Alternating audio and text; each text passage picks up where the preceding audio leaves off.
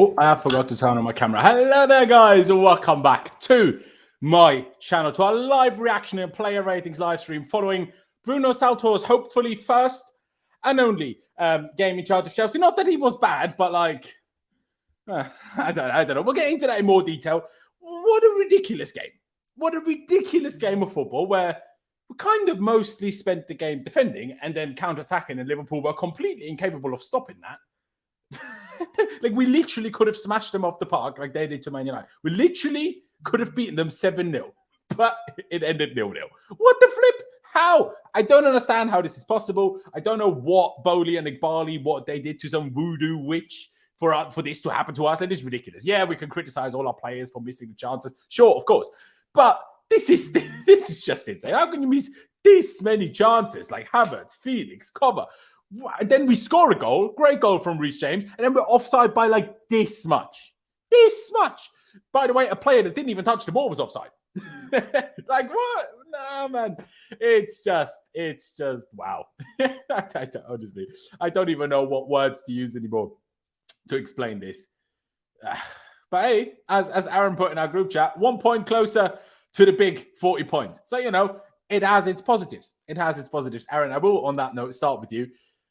What can you even say anymore? Like, we didn't, like, Bruno Saltor in the press conference yesterday said we want to dominate. Well, we certainly didn't dominate in terms of possession in the game, but we just let Liverpool come. They were awful. We won the ball back, we countered them, and then had about 70,000 chances and couldn't score. Bruno Saltor is a criminal. Fuck me. You can tell he's the devil spawn of Graham Potter. Those substitutions, oh my lord, they were ridiculous. But how we've only walked away with a point when we should have they beat United 7-0, we should have beat them 7-0. We peppered them, and still somehow, because of our shit finishing, only walked away with a point and didn't even score a goal. Like, it's so difficult to walk away from this and try and find a positive. It's honestly ridiculous. I don't even know what to say, man. I'm pissed. Yeah, I'm pissed. And at the same time, I'm just so baffled. Like, I'm just so baffled. Bobby, I'll get to you. Thank you for being back on. I appreciate it, as always, man. What words can you find to describe what happened here? Because it's so difficult to really put into words. Because on the one hand, we played really well, because how many other games did we have any sort of, even close to this many chances in any game this season? But if you don't score none of them, my God.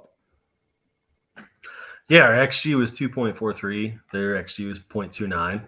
You know, obviously we created some chances, but I would say I'm really frustrated today. Like, it was a very frustrating game to watch. I'm irritated with just how some of the players were approaching the game and the lackadaisical attitude.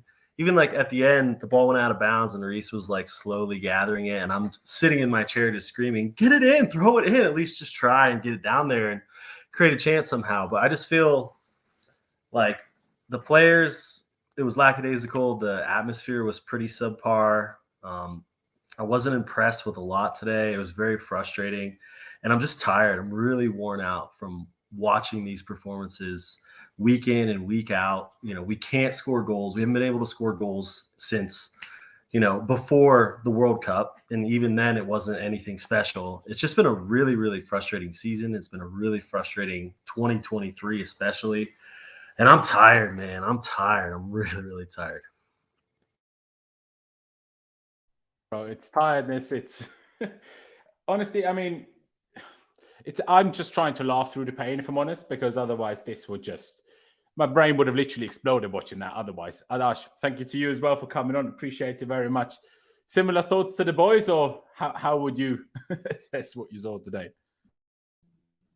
Yeah, similar thoughts in general. It's just tiring at this point.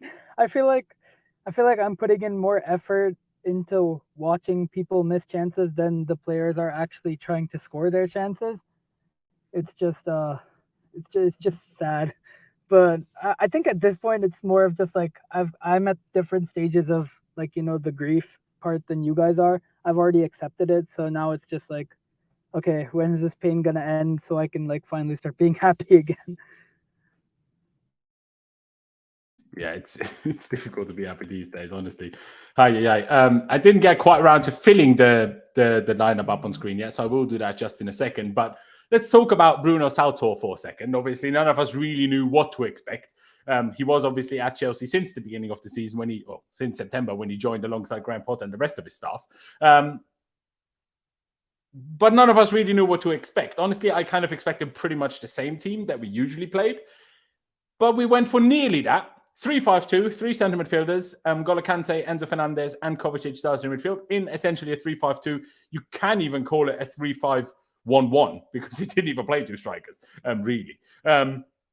What did we make of that? Now, obviously, seeing the game, you could argue it worked because we had so many chances, we just needed to take them. I will say, what I think sometimes people don't consider is when you counter-attack this much, you make it much more difficult for the forwards to take chances because rather than having just received the ball after, playing yourself around a defensive block, you are trying to shoot after sprinting for the last 50 yards. And that in itself makes it more difficult to then be calm and composed and take a chance. So there is that issue. Also only having 2 attackers. When there is loose balls, second balls after a finish, you're less likely to get the second ball if you have less attackers. But still, you most definitely can say that the lineup worked, that the system worked. So in hindsight, obviously, I personally at the time was like, really? 3 centre midfielders? As much as I understand that these 3 are some of our 3 best players. So in a way, you kind of want to get all of them in the team, which, like I say, I get. I wasn't too pleased with that initially, if I'm being perfectly honest, that this is the kind of, I don't know, the approach we went for. Like I say, Liverpool are not Liverpool from 2 years ago. Liverpool are absolutely in the mud, and it felt like we showed them way too much respect. But then watching the game, that's not actually what we did. So how would you assess the formation, especially now in hindsight, Aaron? I'd see it's difficult because when you sort of watched in-game, it looked like the 3 in midfield was working because we were dominating that part of the field and they couldn't handle it. And we had a lot of joy getting through their midfield and we had a lot of bodies in there which helped us. But then when you looked at it, when it got further up into the final third and you saw that because we've taken a body out of the final third and put it in that midfield 3, up front we were lacking a lot. Like we didn't have as many options going, and the 2 boys up front today were, there's not many kind words to be said about them, but I think we could really see the effect that it had because having the 2 up there, it's not the same as the 3. You don't have as many options. I don't feel like it was as fluid. I feel like we needed that extra body there to really help with the chances because we created a lot, but having that extra body up there might give you a different option in that scenario that you put yourself in, which might be a better pass on to create a better chance in a different position. So the formation worked in certain ways and it helped us, but in other ways it hindered us. But I wasn't too upset with it. But then in game, there's definitely got to a point where it should have changed. And we should have taken off a body in midfield and put a body up front instead. But that didn't happen because we got the classic Conor Gallagher first sub. So we sort of knew the way the game was going from there. And today that sub, in my opinion, was even worse because you're not just bringing on Gallagher for, well, I don't know, like in the last game, it was a Mudryk that had a decent game, but not the best game, missed some chances, blah, blah, blah. Today, we brought him on for Kante, by far the best player on the pitch. And the difference was only too obvious. Now, I don't even want to hold that against Gallagher. No one's just Kante.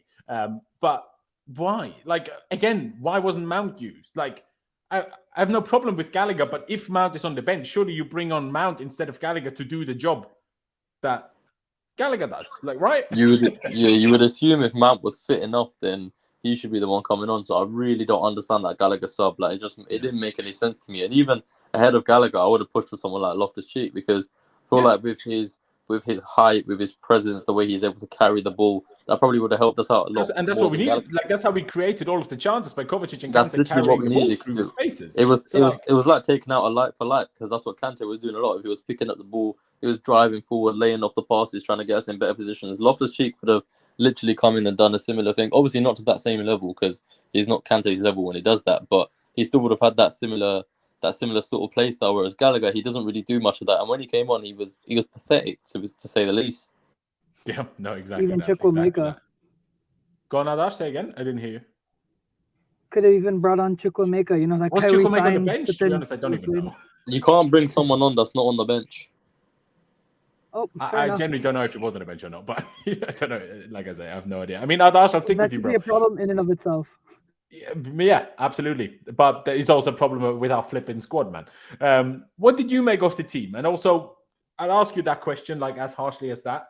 What did you make of because I'll be as honest, I mean, I tweeted it. Like, I wasn't particularly happy with it when it came out. And then during the game, I'm like, well, fair play. So did you have a different opinion when you saw the lineup compared to when you saw what happened in the game, or did it remain the same? I mean, in terms of the lineup, I understood where he was coming from. It was definitely a more conservative approach, just to kind of crowd the midfield and to kind of make sure that we had more deep-lying bodies. I wasn't too unhappy with it. I don't know how Cucurella is still starting. Really thought Benoit Badiashile deserves to play. He's been super unlucky, but I think apart from that, I was also a little bit surprised to see Kante start and also play 70 minutes, because he only came on for half an hour last game. So then now to play 70 minutes, I thought, I don't know, I just want to be very cautious with him. So I thought that was also a little bit bold, but it is what it is. Absolutely. I agree. I said the same thing before the game of to me, it's insane starting Kante. And then he didn't only just play a half or 60 minutes. No, he played 69 minutes, maybe 70 minutes. It's crazy in a way. But I mean, if he stays fit, then I guess it was perfect preparation for Madrid. Get him as much game time as you can before. If it works, if it backfires and he's injured or whatever, then obviously it's a huge problem. So I guess it's one of those that us as fans, I am like you. I just want to be cautious with him because I cannot stand him being injured again. We're going to give the guy a new contract. We cannot have him get injured again. Otherwise, that is arguably a bigger waste of money to Potter. Do you know what I mean? If Kante is injured for another 2 years, we just cannot have that happen. Bobby, I get to you. Lineup, what did you make of it? What did you think of it? I didn't really have any expectations because, I had no idea what this guy was going to do, but I thought it worked decently well, 3-5-2 I was a little bit worried about Kante obviously as well, but getting him on the field was great to see. When he was on, I would say him or Fofana were our best players, and, Kante had a lot of, those little touches that he did that led to chances for other teammates on the breakaway and everything. So I didn't have a problem with the lineup. I thought it was pretty close to what, I would expect. Obviously, the 3-5-2 variation was a bit different, but I had no issue with it at all. There you go. Fair enough. Bruno Saltor, just quickly, I know I touched on him a minute ago. Does anyone, obviously we don't know how quickly the process of getting the new manager in will get done. I still find it very odd how there seems to be very drastically differing reports between, it's kind of everyone of the English media and then Fabrizio. Fabrizio says slightly different things to everyone out of England, whether it's Matt Lawn, Isaac Kinsella, the David Ornstein, the Athletic, everyone from the Athletic.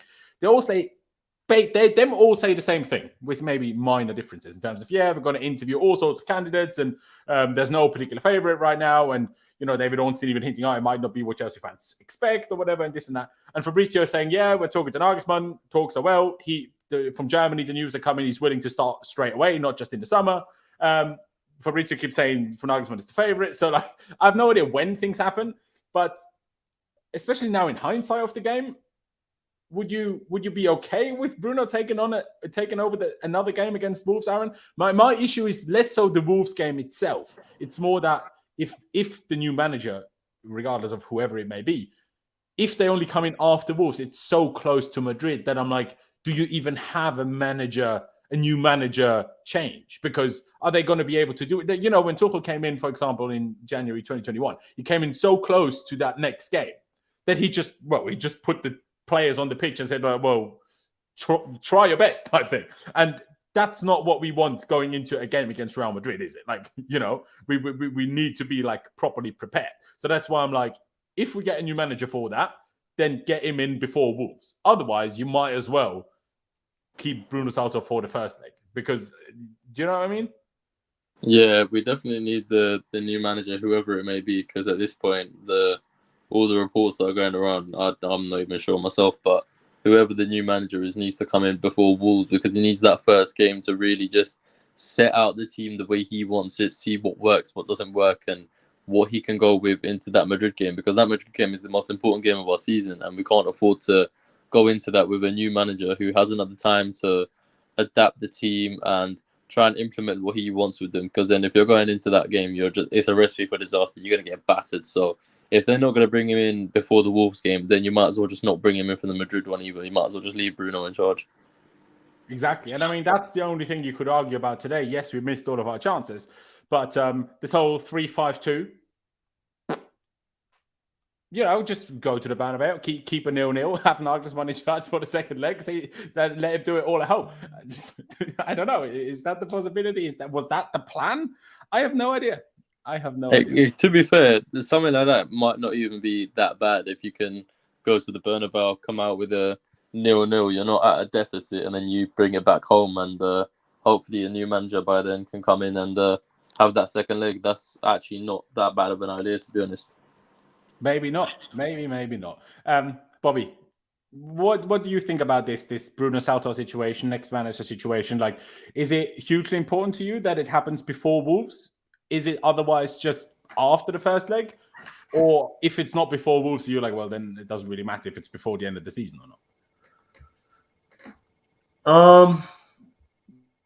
I feel like the most important thing, it's so hard to prioritize, them getting it right to trying to win a Champions League quarterfinal against Real Madrid, obviously I want them to get it right and I want them to do their due diligence with the candidates, but it's quarterfinal against Real Madrid and there's a glimmer of hope. Hey, maybe we can turn up and somehow win this and still make top, go back in the Champions League next season. So as a fan, it's like, I'm pulling for them to get someone appointed as soon as possible, and so they can have the Wolves game, dress rehearsal, and then maybe we can have a chance to beat Madrid and make a run at this. But logically, if they don't have someone appointed before Wolves, I think it's just smart for them to do the full process of due diligence, and whether that's 2 weeks from now, 3 weeks from now, end of the season, whatever it is, as long as they do their due diligence, then approach it that way.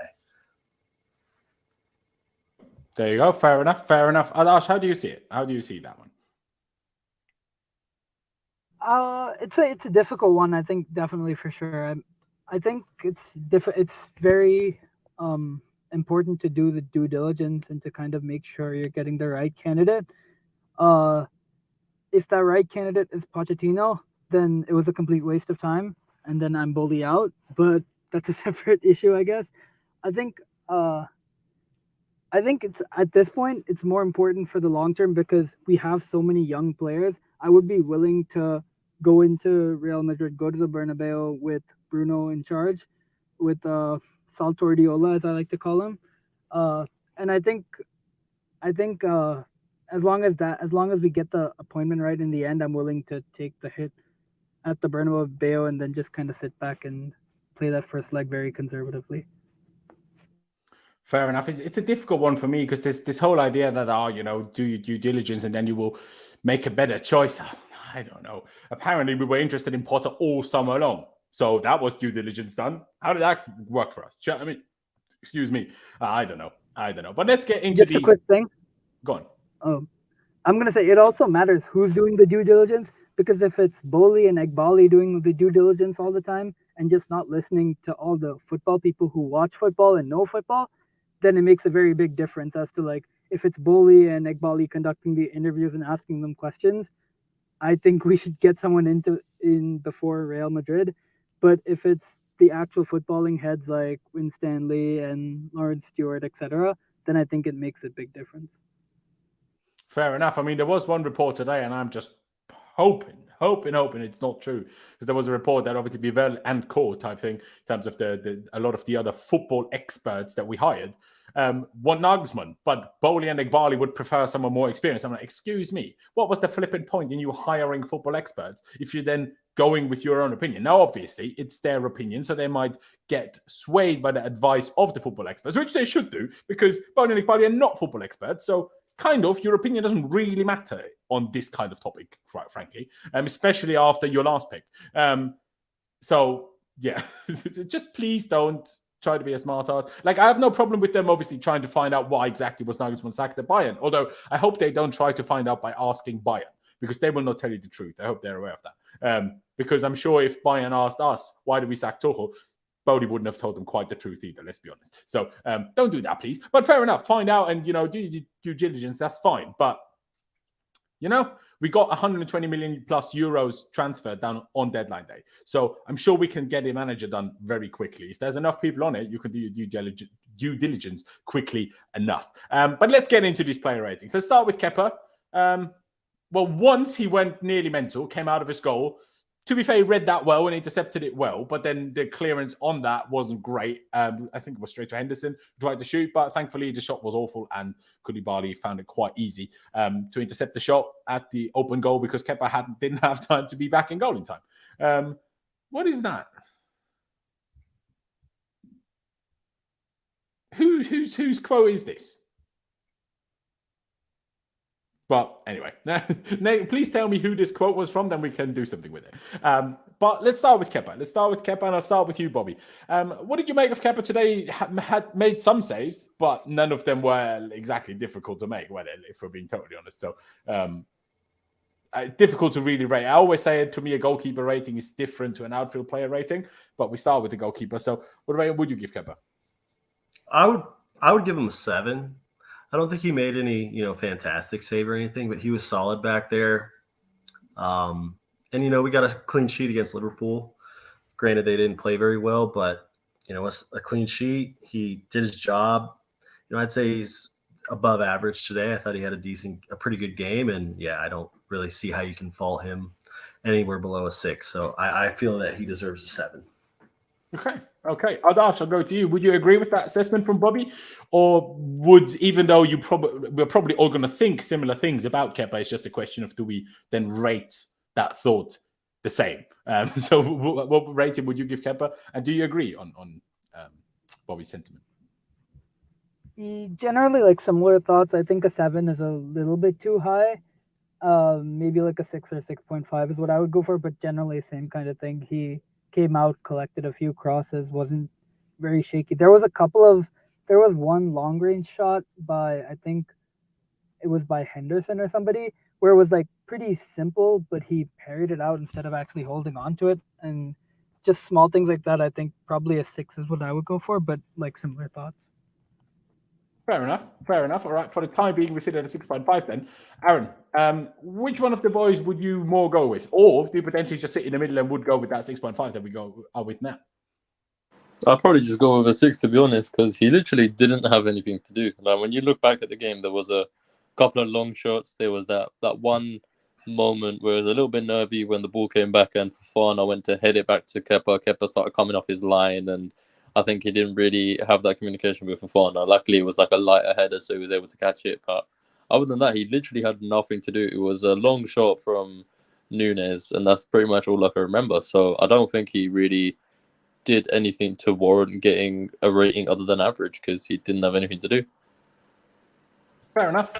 I would probably go with the 6.5 because I do think like the most difficult thing he did probably was catching that cross quite early in the game. That was for him, obviously by his standards. For if this was say Courtois or even Mendy, I wouldn't exactly be impressed by catching that cross. But Kepa isn't exactly known to catch crosses, so I'm like, oh, you did well. You caught that cross, and he did make a few saves. They were just not very difficult saves. I don't know if there's that up yet. I will take a look in a second. So I would say 6.5, but I guess 2 6s, 1 6.5, and a 7 leaves us at a 6.5 regardless. Let's get to that back three then. Aaron, we had, would you call it a disagreement or a different of opinion in terms of what Cucurella was doing, in particular in the first half. I'm not sure if maybe your mind slightly changed as the game went on, but I actually thought he had an absolutely brilliant game and what he's supposed to do in terms of being constantly super aggressive. I'm actually going to bring it up because the guy must have just an insane amount of tackles and interceptions today. Like it has. If not, I will be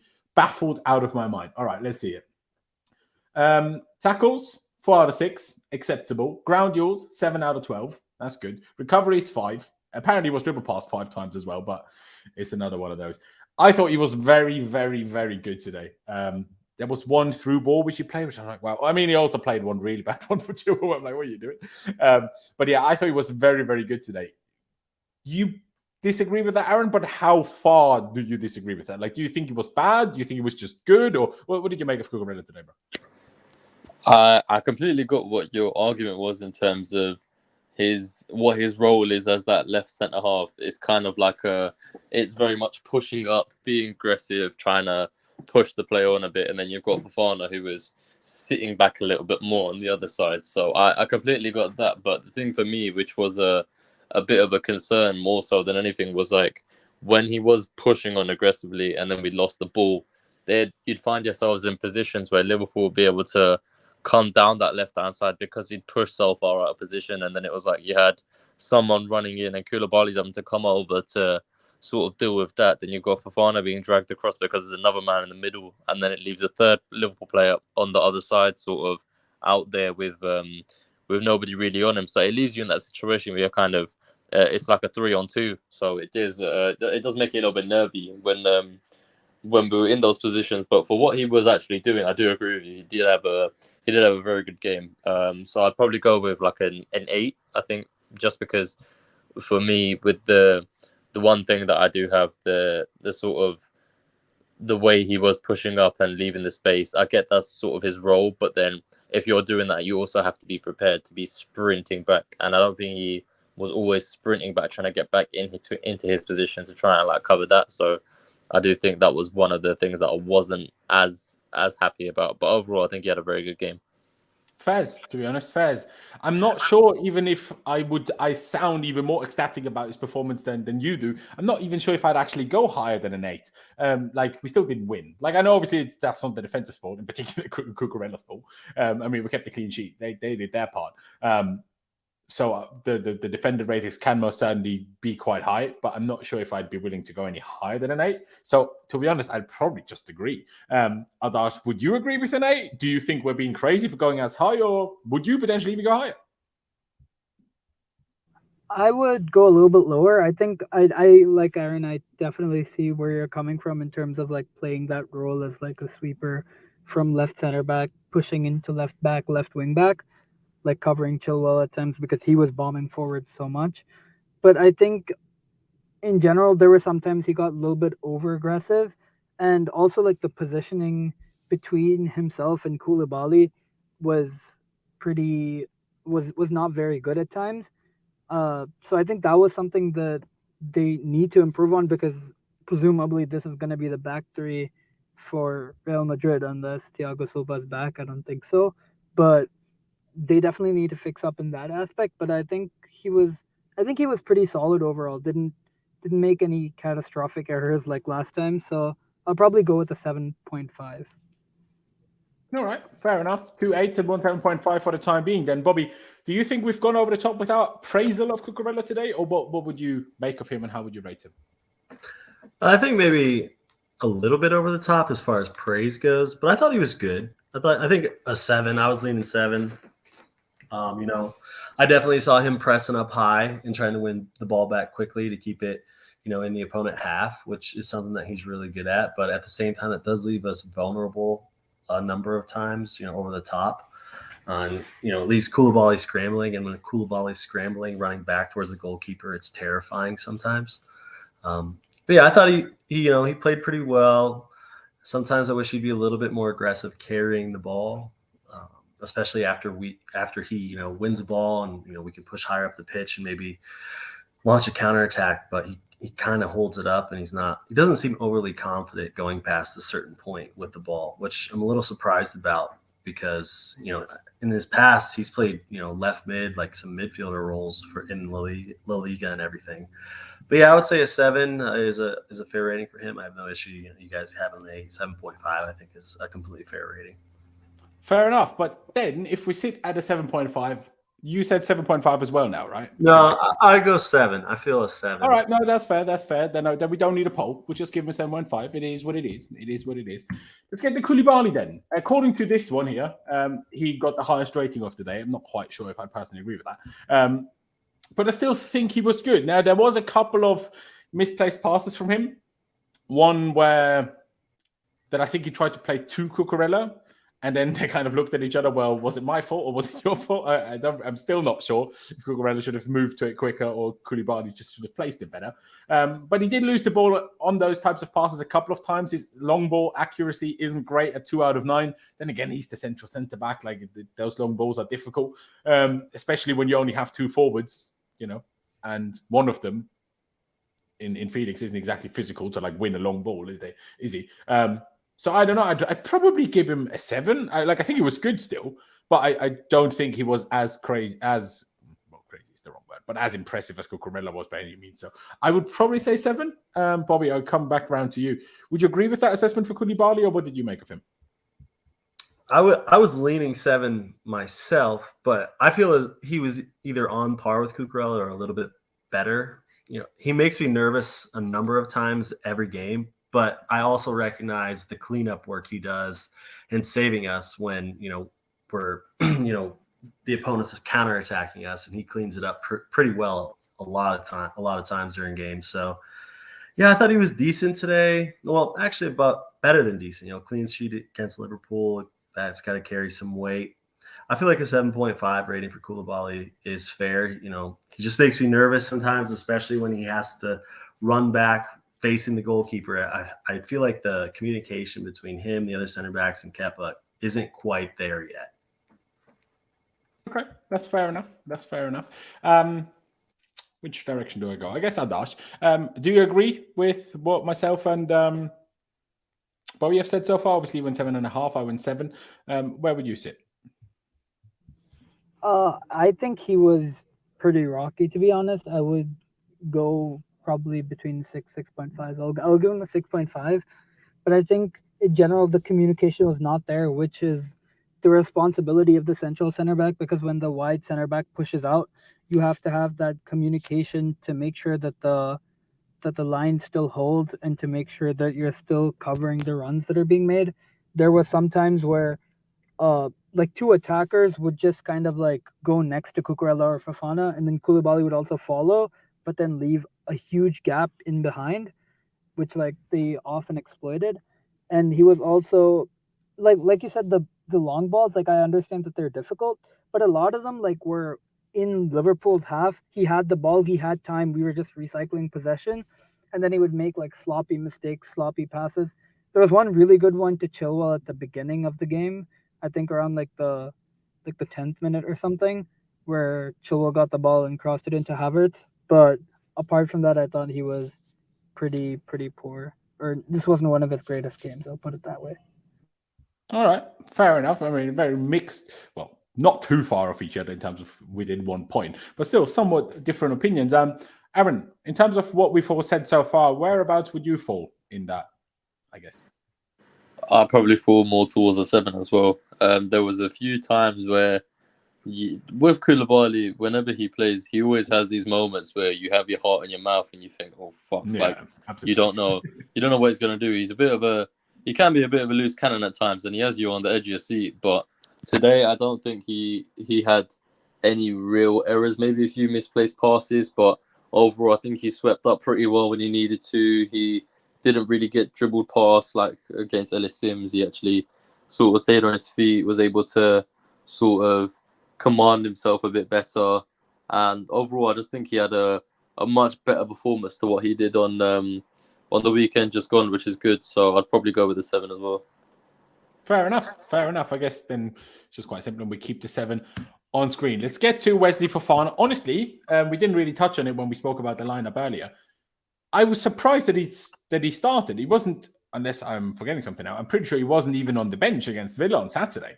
So the fact that he was not just back in the team, but starting, playing the whole 90 was very surprising to me. Great news, because, we're all a little bit, we all have our little kind of issues with him being injured quite as often as he is and has been recently. So the fact that from this one, he recovered as quickly as he did, great news. And I thought, number one, he did great in general, but that headed goal line clearance, even though I think if he doesn't clear it, Kepa saves it anyway, but Fofana can't know that at that moment. So I'm not going to take anything away from that. I don't think I've ever seen anyone move their head this quickly. I'm not sure if I've ever seen that. I've never seen someone make a reaction head clearance. How have you even done that? How do you get enough on that just to put it wide? Absolutely outstanding. It's Wesley Fofana is slowly but surely become one of my favorite players. What a guy is, and he works his flipping socks off. My guy. 89% pass completion, same as Cucurella, higher than Koulibaly's was. Tackles won 5 out of 8. That's good. Ground duels 9 out of 12. Very strong. 2 out of 3 error duels won. It's good too. Only committed 1 foul. Can't remember it to be honest, but anyways, 7 recoveries. 5 interceptions. So 3 clearances, 2 header clearances, 2 blocks. So I think he did very well, and I would honestly give him the same age as I gave for Cucurella. Slightly different roles, obviously, in this system, but I think they fulfilled it equally. So maybe I'm even tempted to give Fofana an 8.5. But again, we only drew, so I don't really want to give anyone higher than an 8. I think an 8 is already pushing it, if I'm honest. So, but then again, like I say, the defense was still good. So, but yeah, that's what I'm going to go for. That's what I'm going to stay. Let me mix it up. Adash, why don't you go next? What did you make of Fofana today, and how would you rate him? Ooh, I thought he was really, really good. I would go really high, probably 8.5. I thought just overall he was class. The way he was just moving and defending. He was staying close to his man. He pocketed Darwin Núñez so many times. Just overall, he brings so much confidence at the back. Even though when he gets pushed out wide, like at the beginning of the season, I remember how that was one of Koulibaly's main flaws, that whenever he got pushed out wide, he would be really exposed. And I guess any center back for that matter. But Fofana is so strong.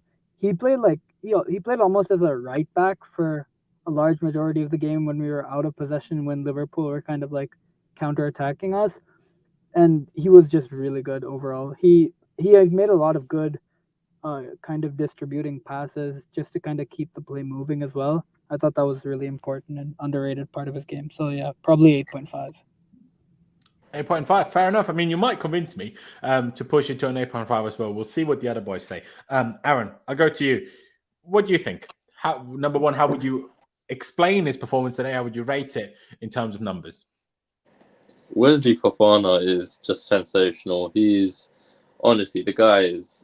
I didn't expect him to play today, given the fact that he was injured. And when Bruno did his press conference, he said, "Oh, there's no new team news." So didn't expect Fofana to even play, but I'm glad that he did, because honestly, the way he's willing to throw his body on the line, that's something we don't tend to see in our defenders and haven't seen in a long time. He's committed. He throws everything at it to try and block a shot. I love to see that. That block that he got on that Fabinho effort, it was just enough to take it away for another corner, which even if it goes past him, you don't know whether Kepa saves it or not. You'd like to think he would, but you can never take a chance like that. So the fact that he was just everywhere, he was doing everything he needed to. He didn't make any mistakes. I was so happy with his performance. So I'd probably go with an 8 as well. Fair enough. 2 8s and 1 8.5 then, although I might still change my mind. Bobby, are you in agreement with how good Wesley Fofana was today, or what do you think, and how would you rate him? Yeah, I thought he was excellent. Definitely. He was my man of the match. Probably would have been Kante if Kante did. Even above Kante? Okay, fair. Yeah, if Kante did a full 90, it would have been Kante, but you have to take everything in the context. And yeah, I would say Fofana was man of the match for me. I would say 8.5, just because I do feel like he deserves to be a full rating above Cucurella or Koulibaly. I thought he was excellent today. His pace was evident. Núñez is obviously really pacey, and Fofana did a really good job keeping up with him. His one-on-one defending against Darwin Núñez today was really, really good. Obviously we haven't had someone to be able to do that other than Reece in that role, until now. Like, he's the first player. He's basically a new Rudiger, just on the other side. Yeah, exactly. Rudiger played on the left, but oh man, I miss Rudiger, man. I miss the intensity. But yeah, I think Fofana 8.5 today. Really, really good performance. I can't say that it's his best performance for Chelsea, but it might be. I'm sure it's in the conversation. For sure. If I'm honest, I can't think of a specific game where he might have been better than today, if I'm honest. But certainly up there, even though I wouldn't necessarily say it was the best one either. Now, when I was waffling my arse off about how no one should get above an 8, I forgot about Kante. I will give Kante higher, but we'll get to that a little bit later. Let's do the fullbacks first. Ben Chilwell. Start off with him. I mean, he was at some point replaced by Mykhailo Mudryk. Yes, Mudryk was wing back, brilliant. Bruno Saltor, my God, what was that? But I also understand in a way because, I mean, we have two left backs. I guess there is Lewis Hall, but he wasn't in the squad.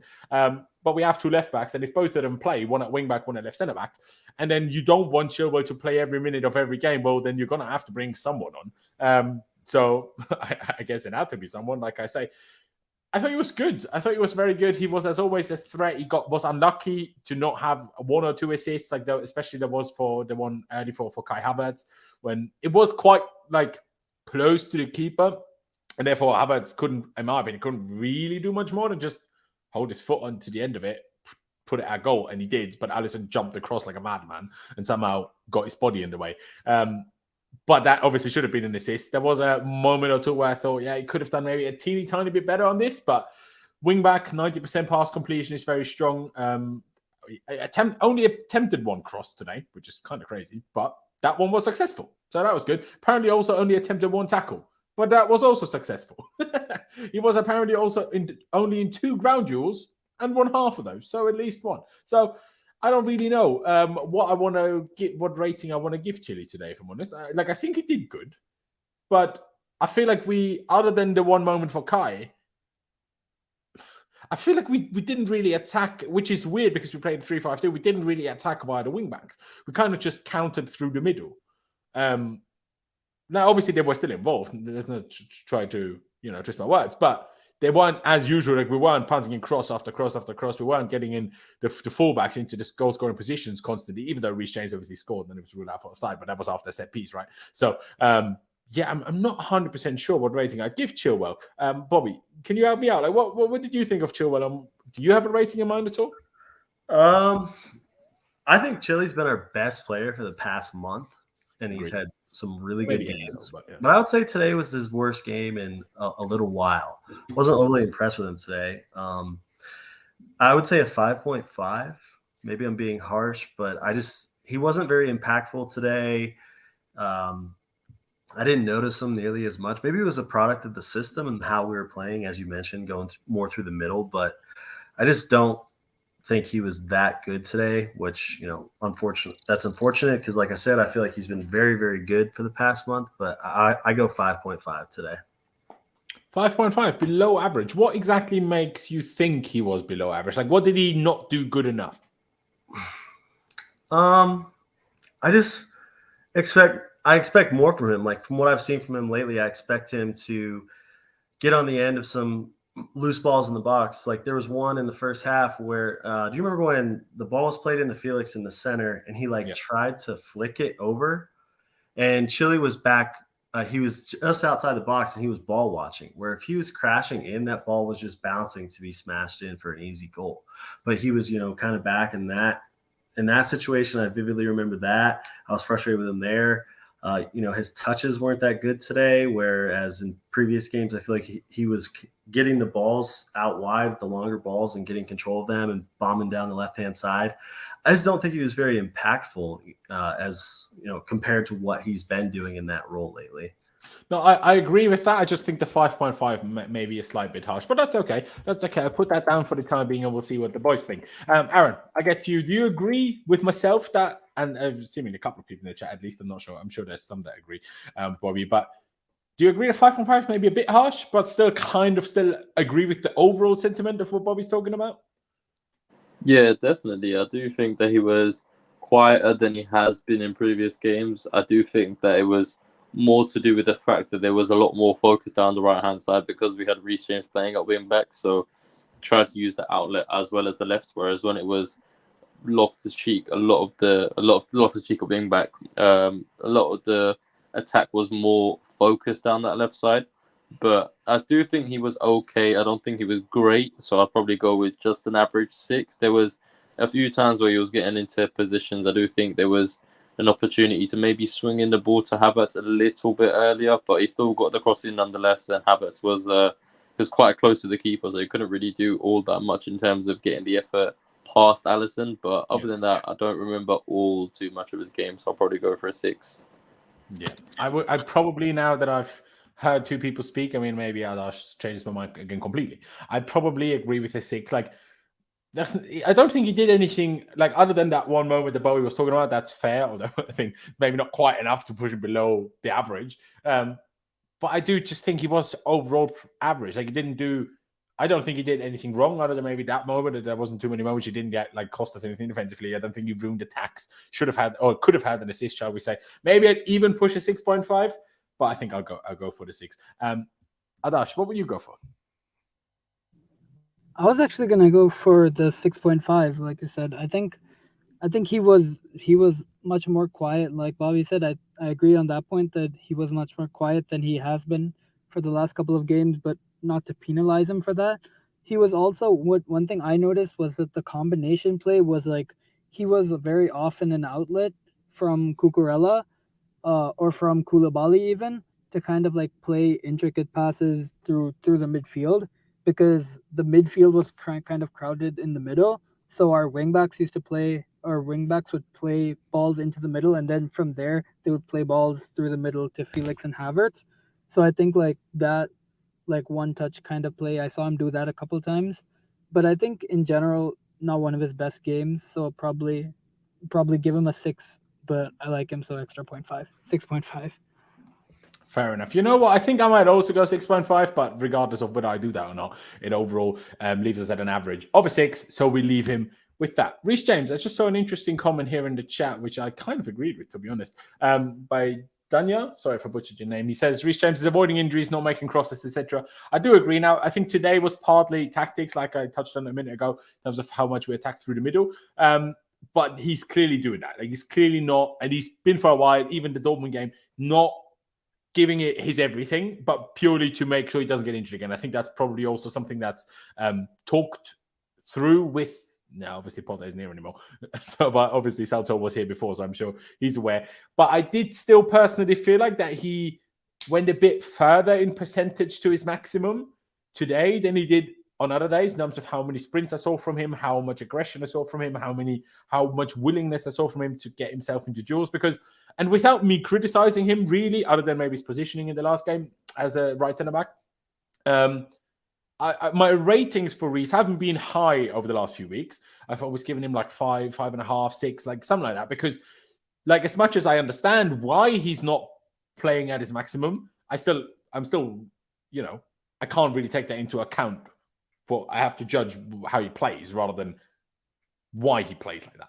I can say why he plays like that, but when I give a rating, I still want to do what I think he did, type thing. But today was closer to best Reece. Now, it wasn't still anywhere near it, but still closer to over the last few weeks, I thought. Not sure if you guys will agree. Obviously, he scored the goal. What hit it was. I mean, the shooting technique on that guy is just crazy. Unfortunately, that one free kick we played, the layoff by Chile, was kind of under hit, so Reece had to touch it again before shooting, and then Fabinho was too close to do anything. He still hit it, but he put it miles over and wide. But the goal he scored, it's just obviously really unlucky that, honestly, because the ball never even went to Enzo, if the linesman doesn't raise the flag, I'm not even sure if VAR rules out. I'm not sure if someone in our group chat said that or if I read that on Twitter, but someone else said that. So I stole that opinion off someone because I thought it made sense. But yeah, I will give Reece. I don't really know. Let me look at his stats. Are they any different to Chile's? I mean, his pass accuracy was nowhere near Chile. It's only 76% compared to 90 by Chile. Was it 90? Yeah. So 72% is 76% is that amazing. There was this one cross quite late in the game where he tried to switch players. He just really got it wrong. So that was a bit unfortunate. But the dribbles were very good. It's 7 dribbles, 5 of which successful. The crosses, though. I mean, Pai's ain't here today. I'm not sure if we will see that again.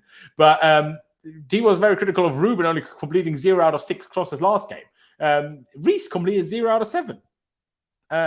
But as I said when it was about Ruben as well, I think cross is always a bit of a dodgy one because you can play a good cross and someone in the middle messes up and doesn't get on the end of it, and then it shows up as an incomplete cross when it was still a good cross. Do you know what I mean? So they're always like accurate crosses isn't always the most clear stat, shall I say. Long balls, 1 out of 3. I guess all right. Apparently, only attempted 1 tackle and didn't even win that one. But ground duels, he won 8 out of 11. So I'm not sure if how you can never attempt a tackle but have 11 ground duels, but sure. Aero duels, 3 out of 4. Was fouled twice, didn't commit a foul. So a good game, close to his maximum. I gave Chile a 6.5. Chile was still more involved, I thought, in terms of doing anything threatening. Reece was more the guy to bring us out of pressure more further back. I will still give him a 6.5. Also because of the goal, even though obviously because it was offside, it doesn't count for anything. I will give him a 6.5. Bobby, I'll let you go first. What do you think? I agree with you that he started to look more like himself today, especially with the ball at his feet. His maneuvering in the midfield, getting through tackles, getting around defenders, which is exciting to see. Now, I just want them to put him in bubble wrap until Tuesday. I wouldn't even play him against Wolves. I'd play, I'd play Ruben. I don't know if Aspie's going to be back, but I would not play Reece James this weekend. I thought he was a 6 today. Some people might say, why are you giving Chilwell a 5.5 and a 6? I just felt like the role that Reece played as far as getting us out of danger, progressing the ball from midfield where we endured a lot of pressure from Liverpool, he did a really good job wiggling through and transitioning play. Whereas Chile maybe received the ball a little bit higher forward and just couldn't quite bring it down or turn it into anything useful. But, yeah, it was good to see Reece looking a little bit more like himself today, and he was a 6 for me. Fair enough. 6.5 and a 6 so far then. Adash, whereabouts would you go with the rating for Reece today? I would probably go for a 6, just box standard. Wasn't too involved in the attacking or defensive sense. Probably the cons of being a wing back in a game like this. I actually disagree with the comment you pulled up earlier. I think he's actually he was really physically involved more than I've seen him before. It's obviously it's a gradual process, but I think he wasn't afraid to get stuck in at certain points. Fabinho should have been sent off, by the way, for all those challenges he made. Half of Liverpool's team should have been sent off for multiple yellow cards. Joel Matip should never play football again. Matip, Konate, Fabinho, all 3 of them should have had more than 2 yellow cards. Easily. Oh, completely agree. It's Anthony Taylor, so what else do you expect? Exactly. I think that the goal was just the technique on the goal. And I know when I've been on here in the past, I don't include things that have been chalked off due to offside or goal mistakes that have led to goals that have been ruled offside. But I mean, that goal was just so sweetly struck, and especially compared to the friendly neighborhood ghost that we're going to talk about later. I think, I really like him, and I think if he is saving himself for Real, I expect an absolute masterclass. But I don't think that's his kind of mindset. I don't think a player of his caliber and a player of his stature would go with that kind of mindset, if that makes sense. Okay, fair enough. I agree with you, like I say, in terms of that he certainly got himself physically more stuck in than recently. I still agreed with that comment, though, that in terms of offensive play, I still think you can see that unlike a few months ago, say before the serious injury, he never went for the full stride sprints to go after everything and be involved in every attack. Now, obviously, part of that might have been the system today and the tactics today in terms of who we played against and stuff, especially with our run of form and everything. But I still think that's still in him, that ability to cover the pitch up and down, have the stamina for it, have the pace for it. But I just think he doesn't want to overdo the sprints because it's just going to ruin his hamstring again. And that's obviously the last thing we need. But sorry, Adash, remind me, I was trying to look at some other stats at the same time. Did you say 6.5 or 6? I would give him a 6. Okay, fair enough. Aaron, 2 6s, 1 6.5 from my end. What would you give Reece James? I'd probably just go with the 6 as well because that's what I gave Chilwell. And I don't think there was too much to differentiate the two between. That is fair. That is very fair. Now, I want to bring up one comment here as we're about to go into talking about Enzo Fernandez. T-Spot. I thought Enzo Fernandez was absolutely pathetic. Weirdly enough, he won official man of the match. Now, I don't agree that he was man of the match, but there's a big difference between being pathetic and being man of the match, Jeremy. So I'm not Wait, quite what sure comment was this? Who was that by? I've got it up on screen now. T-Spot. Oh, I'm getting this the comments. I'm blocking him. let the man live. Give him like a 5-minute timeout. Yeah, he's getting timed out. Where the fuck is his comment? But yeah, he was still long ball merchant as he is, but in a good way. 9 out of 14 this time. Completed 1 dribble, passed into the final third, 14 from deep as well. I think that's very impressive. 99 touches too. Let me look at a few more defensive stats. 86% pass accuracy is good. Ground duels, 5 out of 5. So you can't complain about that. Air duels was 0 out of 0. I still always think he could try to get himself into more aerial duels sometimes. But hey, here we are. Didn't commit a foul, was fouled twice. Recoveries, he had 12. Tackles, 1, 2 out of 2. So again, I don't understand where the pathetic comes from. But sure, everyone will have their own opinion, I suppose.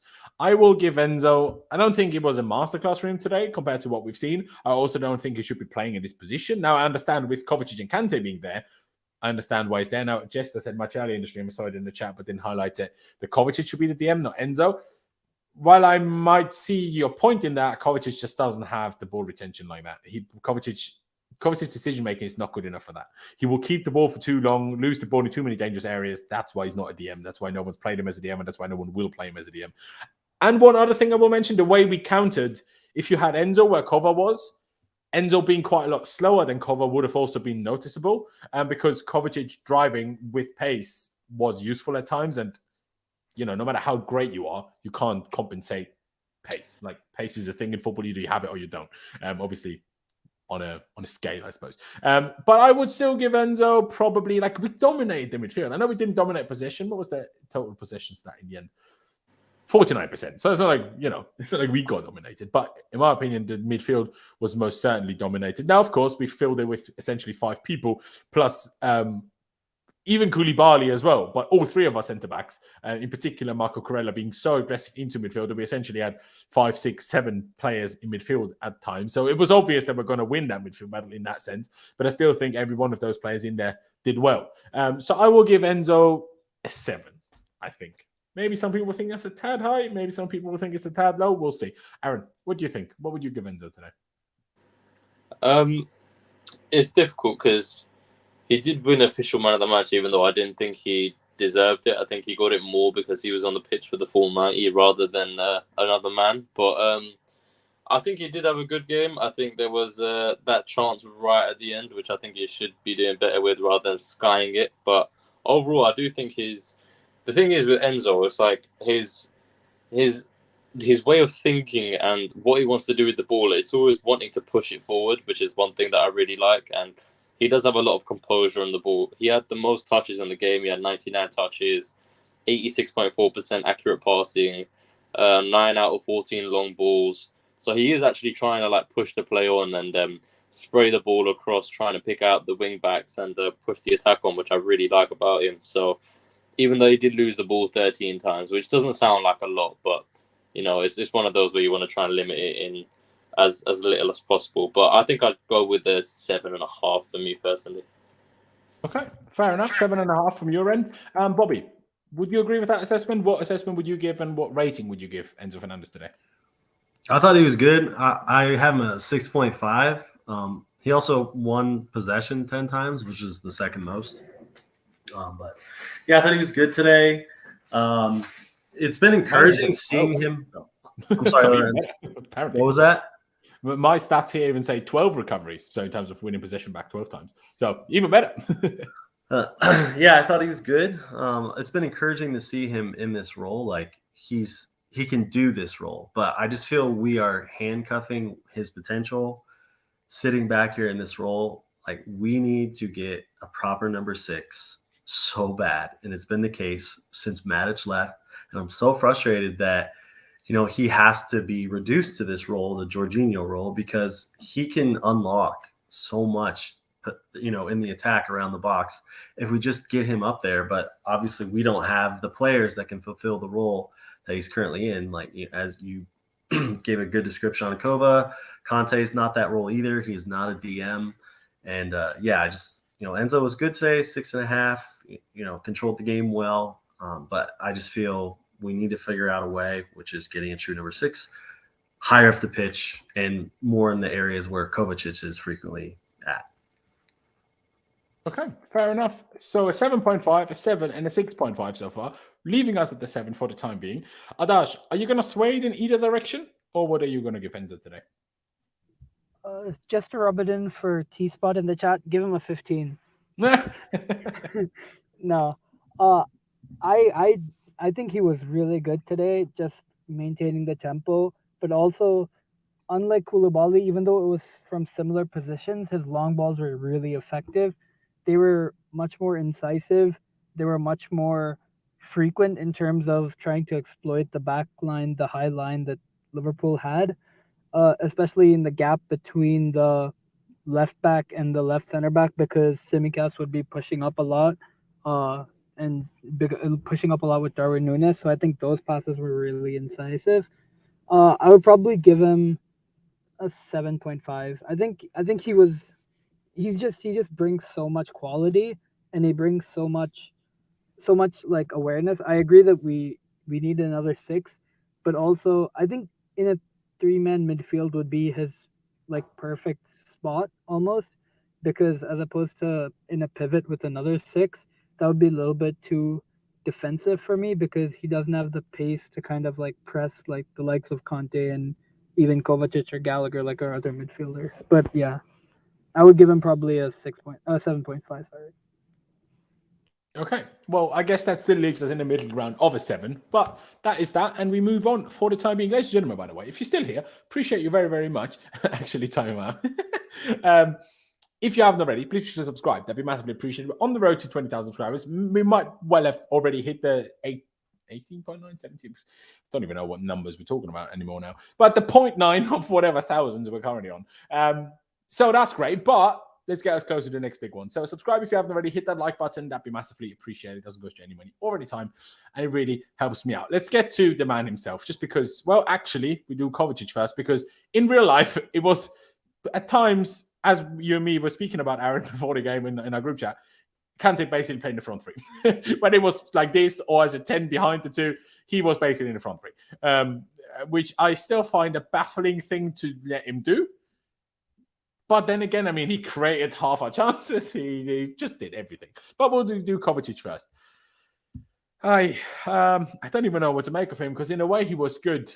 But like, we will criticize Havertz later.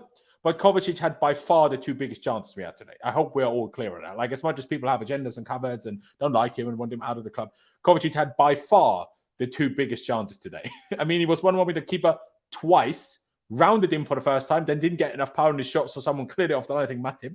And then the second time, he was again 1-1 with the keeper and put it like 3 yards over. So, like, again, while everyone wants to hate on Havertz, people probably forget that, as they do. But hey, it is what it is. They also make it out that he just decided he wants to eat more sweets, not that the nutritionist at Chelsea told him to do that. So, but anyway, apparently that's okay, and no one thinks that's a problem. But Mateo Kovacic, bro, the misses were bad. And if we're going to be critical about Havertz, about the misses, I know Havertz is a forward, so I guess we should be a bit harsher on forwards like Havertz and Felix on misses than we should be about number 8s. But still, man, you're 1-1 with the keeper twice. You'll have a goal against Liverpool as well. So with the misses, even though overall he was actually good, I'm going to give him a 5, because those misses were real bad, man. Like, real bad. Aaron, thoughts on the misses and his performance? Oh, the misses were dreadful. The first one, okay, he's rounded the keeper, and I think he did look a little bit off balance. I might be doing him a bit too much justice there, but being a little bit off balance, trying to get the power on it to go in, fair enough. But he didn't even have to go around the goalkeeper. He was off balance because he decided to go around the goalkeeper, though. Yeah, and that's the thing. When you commit to going around the keeper, you then have to follow through, be able to round him and put it away, and he wasn't able to do that. And then the second one was by far the worst. That was so bad. It looked like on the replay that he was a little bit confused. He didn't really know whether to shoot, whether to try and look to square it to someone. I don't know what was going on. And then the way he leaned back and completely put it over. I'm sorry, I don't care whether you're a number 8, whether you're a striker, whether you're a centre-back, even a goalkeeper. I reckon you stick Manuel Neuer in a position like that and he could even get it on target. So honestly, that was shocking. I'd probably go for the 5 as well, purely because those misses were just, I'm sorry, they're inexcusable.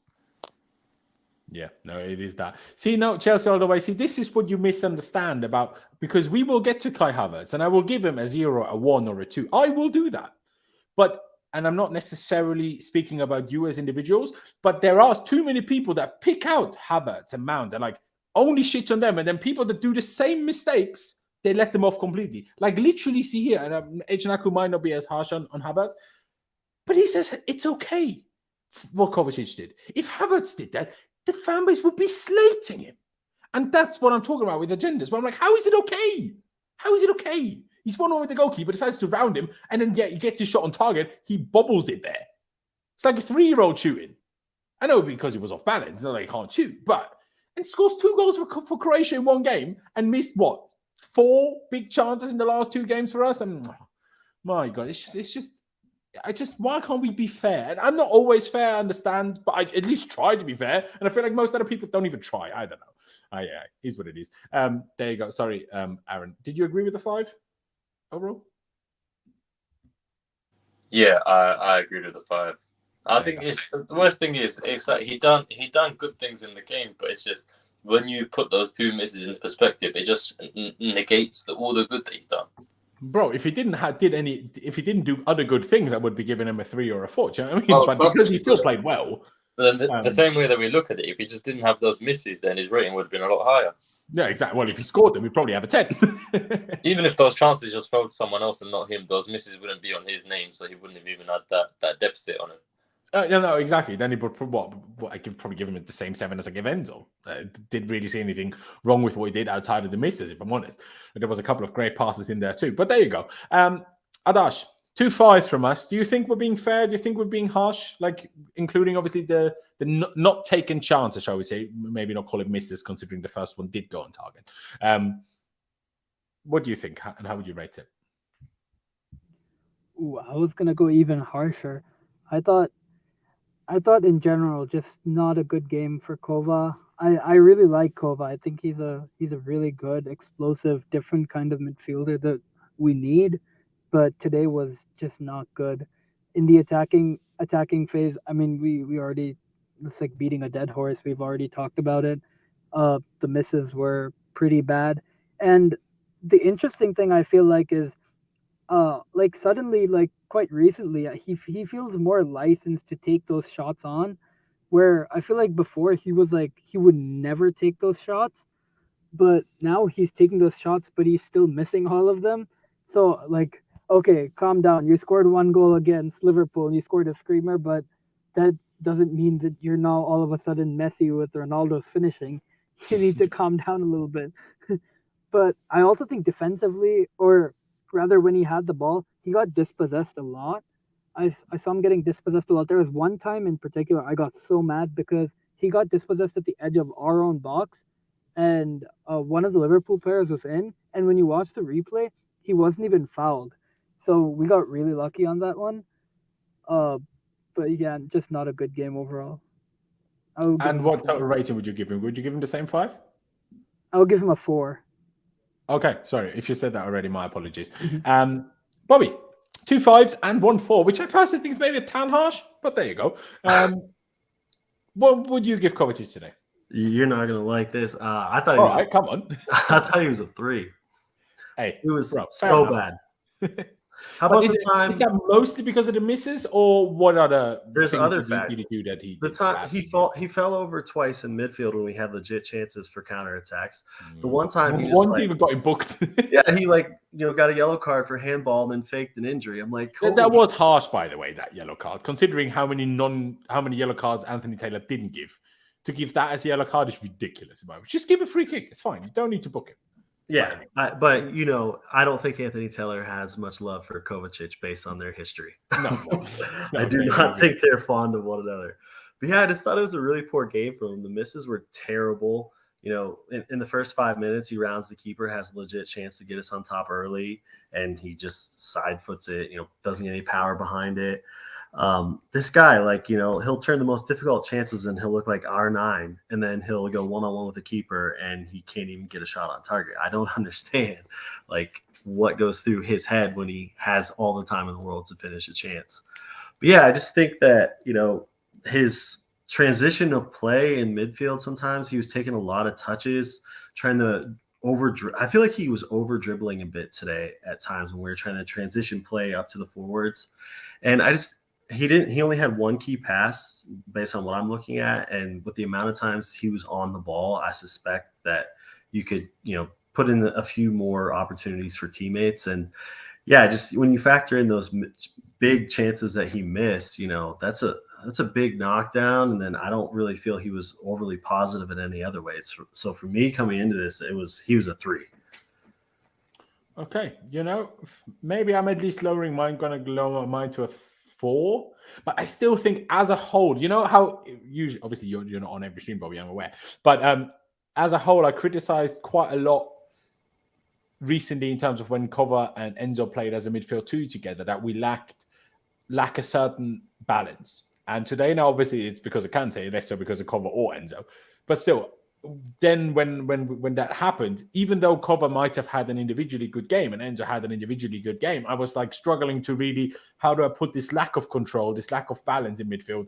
How do I kind of include that, calculate that into my match ratings for each player? And today we were so dominant in midfield that's kind of what pushed it back up to like maybe a 5, even though I think you make some good points. When I look at the fact that he had 7 passes into the final third from a significantly higher position than Enzo Fernandez, and Enzo had double that in 14. Now, I know Enzo is a pass master and Kovacic has this more other strength, I'm aware, but still, you can't have half of the passing into the final third and the player that's playing deeper than you. That's weird. Yeah, I'm not sure about the dribbling, but maybe they don't count it as dribble just because apparently he had 2 dribbles and completed both of those. I mean, like I say, I still think it was good outside of the misses. So, but maybe that would be a 6.5. Maybe I'd push it to a 4.5, I guess. But there you go. You said 3. Adash said 4. We had 2 5s. I guess if I push mine down to a 5 to a 4.5. We probably sit at about a 4.5, but we sit at there regardless of whether I'd say 5 or 4.5. We'd probably end up at a 4.5. And hey, here we are. Unfortunate because we could have won that game. But let's get to the man of the hour, one of the only positives, alongside, I guess, Fofana in particular. Today, Ngolo Kante, he cannot be human. I mean, to me, today was proof the man is not human. Don't know if he's an alien. Don't know if he's a robot. Don't know what he is.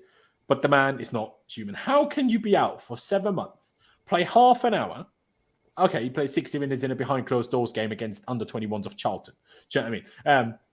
How can you be out for this long and then turn up, play 70 minutes, and play everyone off the park? I do not understand. Like he set up.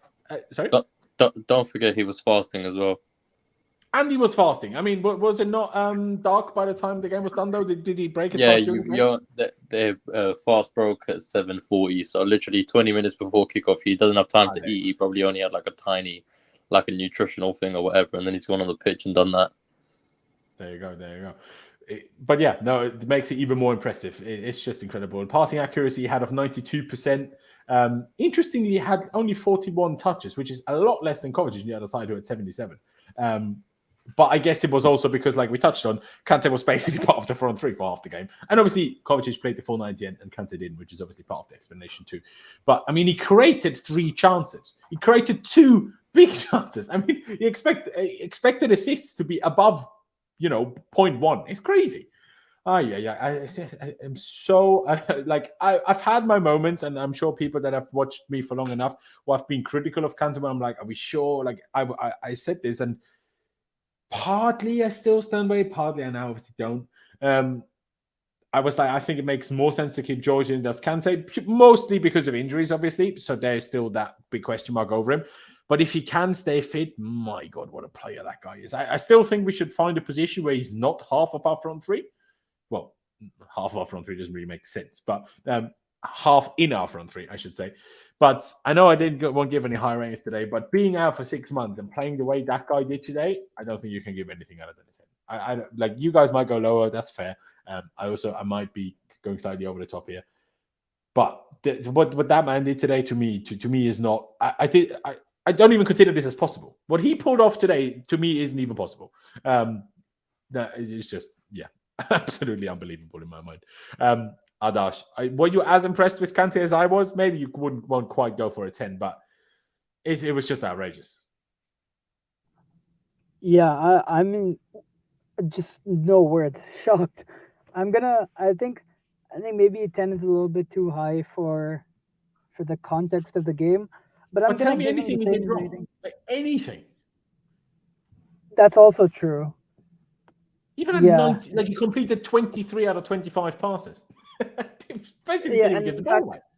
Yeah, and one of the biggest concerns, the things that I was kind of in the minority, was that before his injury, even when we were playing well as a team under Tuchel, Kante would not be as good offensively when it came to like making incisive passes, making good timed runs, making good decisions when he was on the ball. But today I thought he was exceptional with that. He was playing like a 9. He was playing like the position of a 9, but I'll give him a 10 too. I thought, Not fair enough. Fair enough. I convinced you. Yes, you convinced me. Yeah. Brilliant. I'm not sure if I'll convince everybody here, but hey, at least I convinced someone, so I feel good about myself. Aaron, I go to you next. Kante. Obviously, if you don't want to give more of a representative 10, I wouldn't necessarily say that his performance was probably quite a 10, but it was certainly a 9 in my books. And then purely for being out for as long as he was, then yeah. I'm still bad. No. It's an easy 10, especially when you take into consideration the circumstances around it as well. He's barely played any football since August. He started a game against Liverpool, who was still a big team, even though they've been shit this season. They're still a big team. To put in that performance with literally barely anything in your system, where you've been fasting the whole day, you've got no energy in your body, and you're able to go out for 70 minutes and put in that performance is absolutely insane. That's an easy 10. I don't care whether we drew 0-0. He was immense. There you go. One stat, which now that I actually think about the stat, I think is actually wrong, because didn't he play 2 games under Tuchel before Tuchel got sacked? Because he played Spurs, and I think he might have been involved at Leeds when we lost 3-0. Am I imagining that? I think he played 2 games under Tuchel still, but in one of them he might have only come on, regardless of what it is. The stat I read today, maybe it was 3 starts, that Ngolo Kante started 3, but he didn't start on the Potters. How can it be? Because the Felix said he featured in 3 games this season. I think it's now 4, but regardless, let's pretend it's 3. Featured in 3 games this season, and it was under 3 different managers. How mental is that? Maybe it was Everton. Yeah, one of those. But how mental is that? Like, even if it's 4 and still 3 managers, that's insane. That's insane. Bobby, are you going to bring us back down to reality and give Kante a more realistic rating, or are you going to go along with our 10? I thought it was a 9, but I mean, everybody loves Kante, so I'm fine with a 10 too. You know, like you said, to be honest, even if you go for a 10, 39 divided by 4 will still give us a 10. Mm-hmm. So. And even in like my head, even before you said it, I'm like, I don't think that he did one thing wrong today. Like everything that he did. Oh no, he did. What was that? He played a pass to Havertz. He was 10 yards offside. That is true. Fair. Yeah. And I was like, did he forget the rules while he was injured? Like, what's happening? Yeah, that was quite funny. Tweet on that, Laurenz. That is fair. Okay, he did one thing wrong today, but he was near perfect. He was near perfect. And there we go. There you go. Let's give him that 10. Ngolo, please just stay fit for the love of God. With an Ngolo like this, I even give us a chance against Madrid, honestly. There's always a chance when Kante turns up like this. There always is. But then again, there's never a chance if you don't score. And if we never score, then we will never beat anyone. So that's going to be fun. Let's get to João Felix. I still don't know what I think about the guy, because he's clearly so wonderfully gifted at football. I think, obviously, because different positions, it's maybe slightly difficult to judge, like a Thiago Silva, Reece James. But in terms of somewhat more of the forward play, like forward positions, João Felix is the closest to Eden Hazard we've had since Eden left. And I know Eden didn't actually leave that long ago in the grand scheme of things, but it feels like 3 lifetimes ago. But he's by far the closest to it. Certain things that the guy can do are crazy. But sometimes I also feel like he has a bit of a, I don't know, is it main character syndrome? I don't even know who to best compare it to. Maybe like, I don't even know who to best compare it to. It just, sometimes Mbappe? he just, maybe Mbappe loves to be selfish every now and again, but Felix has passing options, and then instead he thinks, no, let me try to dribble through 3 players or 4 players who are crammed in a space of 2 meters. Like, I know you're good, but it's never going to work. And then the first chance of the game that we had was also his chance. Now, I will touch on what Havertz did with the follow-up in a second. Trust me, I will. But what was he doing? You literally were through. All you had to do was finish with left foot. All of a sudden, he cuts back on his right foot and then lets the Liverpool player get in his way. What are you doing? I don't understand. We literally should have been 1-0 up in 3 minutes. Why? And then there was a cross coming in from Reece, I think, and he just pulled out. Like he just didn't stick his leg in to try to finish it. What are you doing? I just don't understand. There was this, was it just before halftime, just after halftime, whenever it was, that shot when the ball kind of fell to him just outside the box and he snatched that in and hit it way too soon. He had so much time and space and just blasted it over. I'm like, bro, why? Oh, you're so good, but just that last bit, that most important bit, the bit that makes you cost 100 million instead of 70, at the moment isn't there. So if Atletico charges 100 million at the moment, I'm not sure if I'd pay 100 million for that. Now, I'm aware we paid whatever we did for Mudryk and this and that, but 2 wrongs don't make a right. And I still think there's a lot in Mudryk, and Mudryk is younger than Felix and everything, less experience, so difficult comparison. But it's difficult. But yeah, Havertz obviously after Felix messed up that first chance, the goal was kind of open. I thought Havertz would volley it. And then I don't know if he just misjudged where the ball would come down, because last second it looked like he was trying to control it, and then it just bounced out of play. I'm like, bro, what is that? That is just outrageous behavior. But João Felix, because I still don't think he was like bad. Do you know what I mean? The passing accuracy was great, 66%, but again, he was playing as part of a front two in a 3-5-2. Then it's not always easy to find someone to pass it to, because it was often Felix, Kai, and I guess sometimes Kante alone against 6 Liverpool players. So that makes the passing accuracy, I'm not going to be too harsh on that. The dribbling was again impressive. The fact that he apparently completed 5 out of 6, even though he tried to go through 6 players every time, I'm not sure if I agree with the stat, if I'm being honest, but he's still a top player. And also won 10 out of 12 ground duels. I think got robbed of a lot of free kick decisions. I think he should have sent basically half the Liverpool team off, because they kept tactically fouling him and the referee kept not giving yellow cards for it. So in a way, he was still good, but in a way, he was also still bad. And that's the problem. Now, if you have Felix and someone else that takes their chances, like a clinical striker with Felix, I think Felix will be one of the best players you can have. But when you have Havertz and Felix together and neither of them score anything, then no matter how good Felix is further back on the pitch, it's still frustrating. So in total, I will give him a 6 because of the misses. No, I changed my mind. I give him a 5.5 because of the misses. But a ruined chances. But I still think he was very impressive in the grand scheme of things. And like I say, he should have got half the Liverpool team sent off. And just because the referee doesn't do his job doesn't mean Felix didn't do it well, if that makes sense. So that's what I will say. But Bobby, I'll let you go first on this one. What did you make of João Felix? He's really frustrating because you see the quality he has on the ball and his ability to dribble around and through players and create chances for himself, which, eventually sometimes he creates chances for teammates. But like his, a golf analogy, his approach shots are great. His drives off the tee are great. But when he gets to the chance to sink a birdie putt, like he just doesn't do it. Like he doesn't do that enough, And it's just he's a frustrating player. It reminds me of Kai a lot. Like there's so much hype and, everyone falls in love with the silkiness and their touches and everything, but the end product just isn't there. And it's been months now of Felix and Kai, and just really, really poor results as far as goals, assists, and product, and also winning games. And at this point, I'm pretty frustrated with seeing them out there game after game after game after game. And today I thought, like I said, at times he looked really good with the ball at his feet, but just the missed chances, exactly, you hit it spot on in the first 5 minutes. He had that breakaway, and it was clear as day he should have been bringing the ball onto his left foot and scoring the opportunity, but for whatever reason, he wanted to bring it back to his right. He's definitely – I have frustrations with this player. I don't think he's worth 80 million at this point, and today I thought he was a 5. Okay, fair enough. A 5 and a 5.5 so far then. Adash, what do you think? Well, what did you make of Felix today?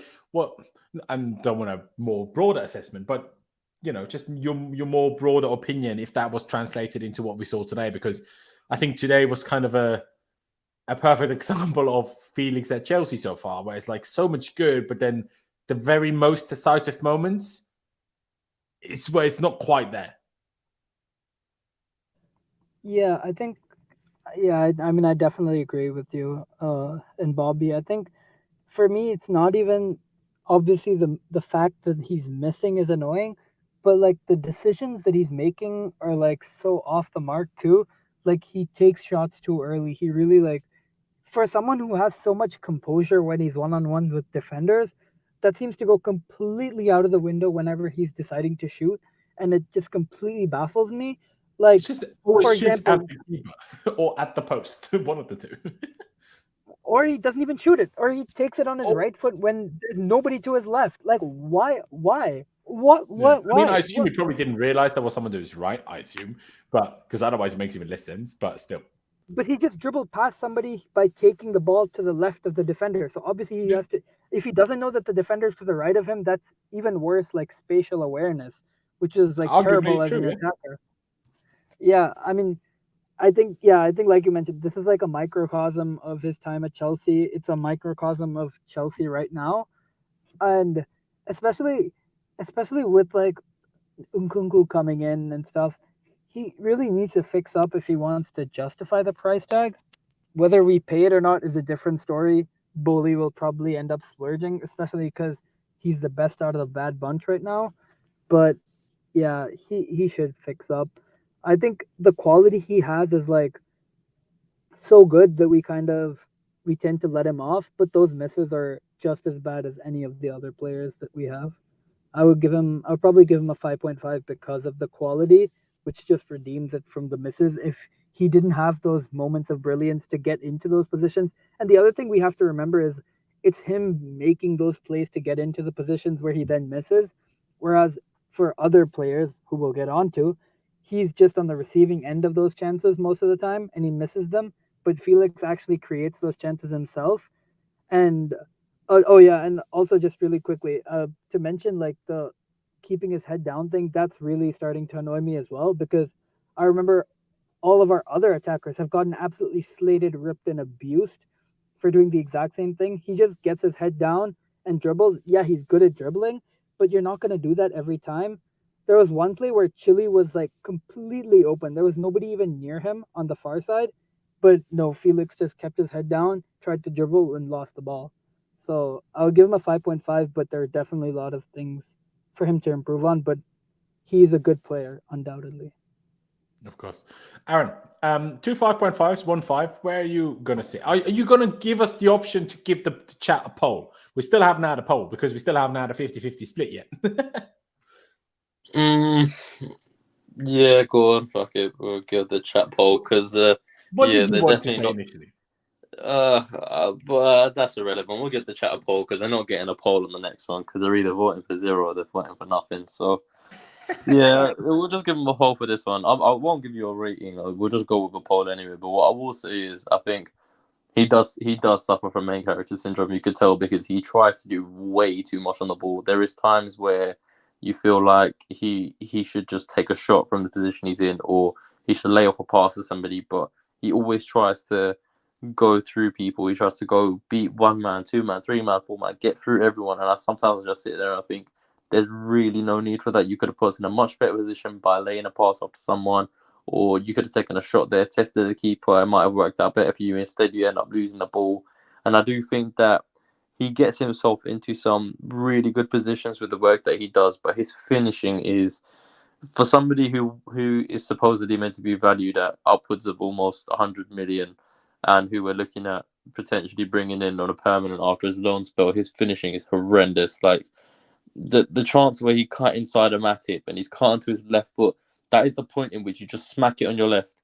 You should not be trying to cut back onto your right. He's trying to cut back onto his right, and that's where Matip's got the ball away. That position there, he should have easily scored from there on his left foot. I granted this is weaker foot, but you should be putting that away. So it's things like that do annoy me a bit. But it's the thing with him. He's very attack minded. He's very driven. He likes to take shots, which is one thing that a lot of our players don't tend to do. So he's doing what we're missing out on a lot of, which we can't really complain about. But yeah, he does need to be a little bit less selfish. There you go. As you can see, and Richard, God, yeah, you are a crazy man, Richard. But I'll highlight it in a second, and we'll talk about it in a second.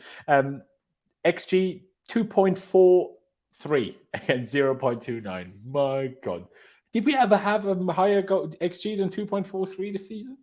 Not sure we did, to be honest. Maybe against Villa. Villa would have been the next closest one, I would say. You have to add on about 5 to 10 minutes at Dash. That should be perfectly fine.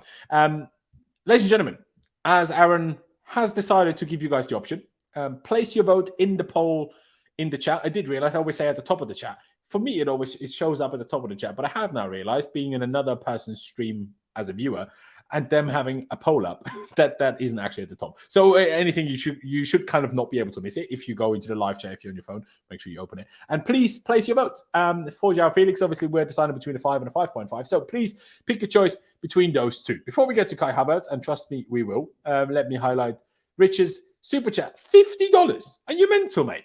But I appreciate it very, very much. He says, one of our biggest issues still is that players keep their heads down on the dribble instead of looking for the next option. I played from the time I was 8 until the time I was 19, and one of the first things I learned was to keep my head up and look. Yeah, no, it's absolutely spot on. It's obviously in professional football, this whole idea is a little bit more difficult because it's always more likely that some foot is all of a sudden going to turn up at the ball and nick it away from you. So you need to have a bit of an eye on the ball as well. But I agree with you completely, bro. I agree with you completely. And that's what's so impressive about the special players like a Hazard when he was with us, like a Neymar, like a Messi, that can dribble like gods and still have vision. And that's the difficult part. Like, there's a lot of players that can dribble well. There's a lot of players that have good vision. But there's very, very, very few that have both. And yeah, no, I agree with you completely. But yeah, again, appreciate it so much, Super Chat. Appreciate it. Let's get to Kai Havertz. My God, people know I like the Kai Havertz. Yeah, no matter how much I like him, there's no defending what he did today. My God. I touched on it earlier. The rebound from the João Felix chance, trying to shoot, trying to control it, neither happened, went out for a goal kick. Brilliant. Then he had a shot when he, like, obviously the one from the Chile cross, I think Aaron said it as well. I think we should let him off for that because, like, he's like, what, a yard away from Alisson. He can only get it on target. He did. Alisson got his body in the way. So, okay, that's one. But there's still like, what, 2-3 others after that where I'm like, what the are you doing? Like, he was once played through down the left, tried to shoot, ball was stuck on his feet, just dragged it 5, 6, 7, maybe 10 yards wide. And there was other moments as well. I can't even think of them anymore now. But there was like, what, Kai? Why? And, oh, yeah, I guess. And the goal that he did score. Now, what will I say on that? Obviously, he messed it up first, and that's why we're going to criticize him. But how stupid is that rule? That no matter what part of the body the ball touches of a forward, it just doesn't count. Like, why?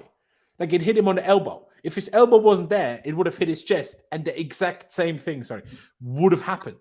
Like, I don't understand why we need, like, surely we can just have nuances in the handball rule, right? If the ball is in front of your body and the ball, the direction of the ball wasn't changed by the fact that it hit your arm instead of your body, surely then it shouldn't count as a handball, no? Like, I will never understand. And by that, I'm not trying to excuse Kai, by the way, because clearly he should score the initial chance. It's one more with the goalkeeper, you know.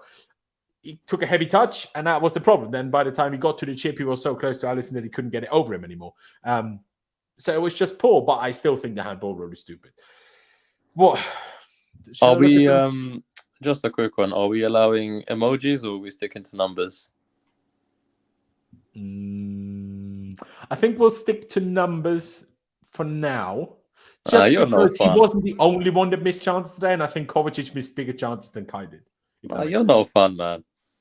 Yeah, okay, I am no fun, to be fair. But if we just agree on an emoji, we don't even have like a conversation. We just say emoji and then we're done. No, we can still have the conversation, but that's just... All right, let's give our ratings to start with, and if the rating is below a 2, I'll give him an emoji, all right? Is that fair? Yes. All right. So his pass accuracy was 77%, more than 10% higher than João Felix. Shot accuracy was 2 out of 4. What was Felix's? 0 out of 2. So that was also better than Felix. I'm just picking all the things. Why was he better than Felix? He created 2 chances. Felix created 0. Big chances missed. Yeah, 2. How many did Felix have here? Did he even miss an officially big chance? Apparently not. Bit weird how not, but sure. Successful dribbles 0 out of 1, so that's a lot worse than Felix. Accurate crosses That's a lie. He literally played a perfectly accurate cross from the one side of the box to the other side of the box to Felix. Maybe that counts as a long ball, but anyway. Dispossessed he was apparently only once. Tackles, he won 1 out of 1. 5 recoveries. Why is there a dribble pass stat? It was the fucking striker, man. Yeah.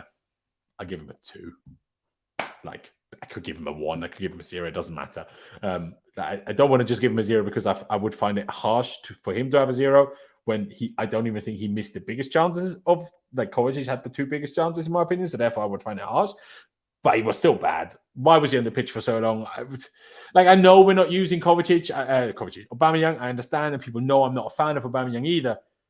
But I never said that he shouldn't be on the bench and be used as a sub.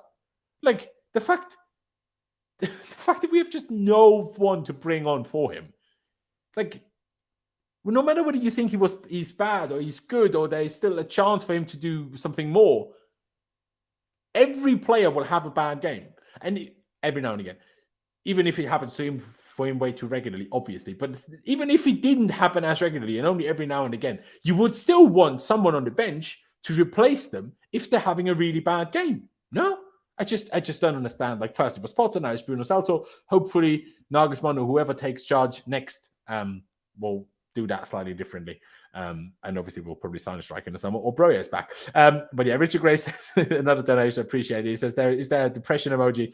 Because is what I have been feeling all season so far watching us play. Yeah, well, we'll give an overall depression emoji. We will do that, Richard. Appreciate it. But yeah, that's my summary. Aaron, I'll hold you to last so you can then pick the emoji depending on what has come out. I'll let Adash go first because I know you need to head off in a second as well.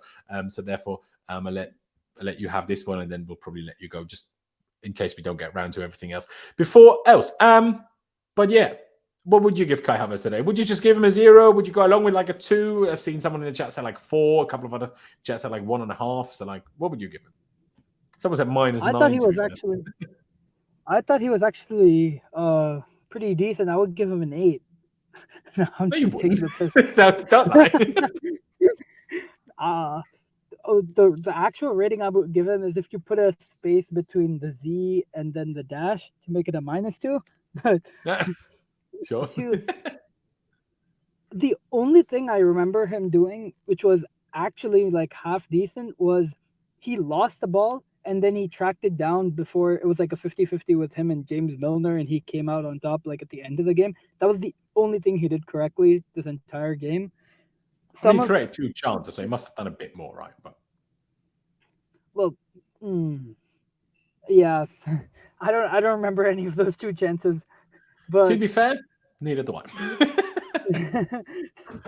Yeah, I think it was just a Havertz agenda. Stats tend to have better memory than I do, so you know. Yeah, he's just like the shots. Have you ever seen him take a shot convincingly? I have never seen him take a shot at Chelsea that was like when he scored that screamer against Dortmund, which was disallowed, and when he scored the screamer against Salzburg, which counted.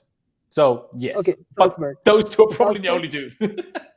Yeah, Dortmund didn't count, right? So that didn't happen. But then Salzburg, okay, I'll take that point. But he just, for a striker, he doesn't know how to shoot, and it's like I don't know. It's just really bad at this point. He's like he has Timo's finishing, but he also doesn't have Timo's pace, and I'm just like really fed up with him at this point.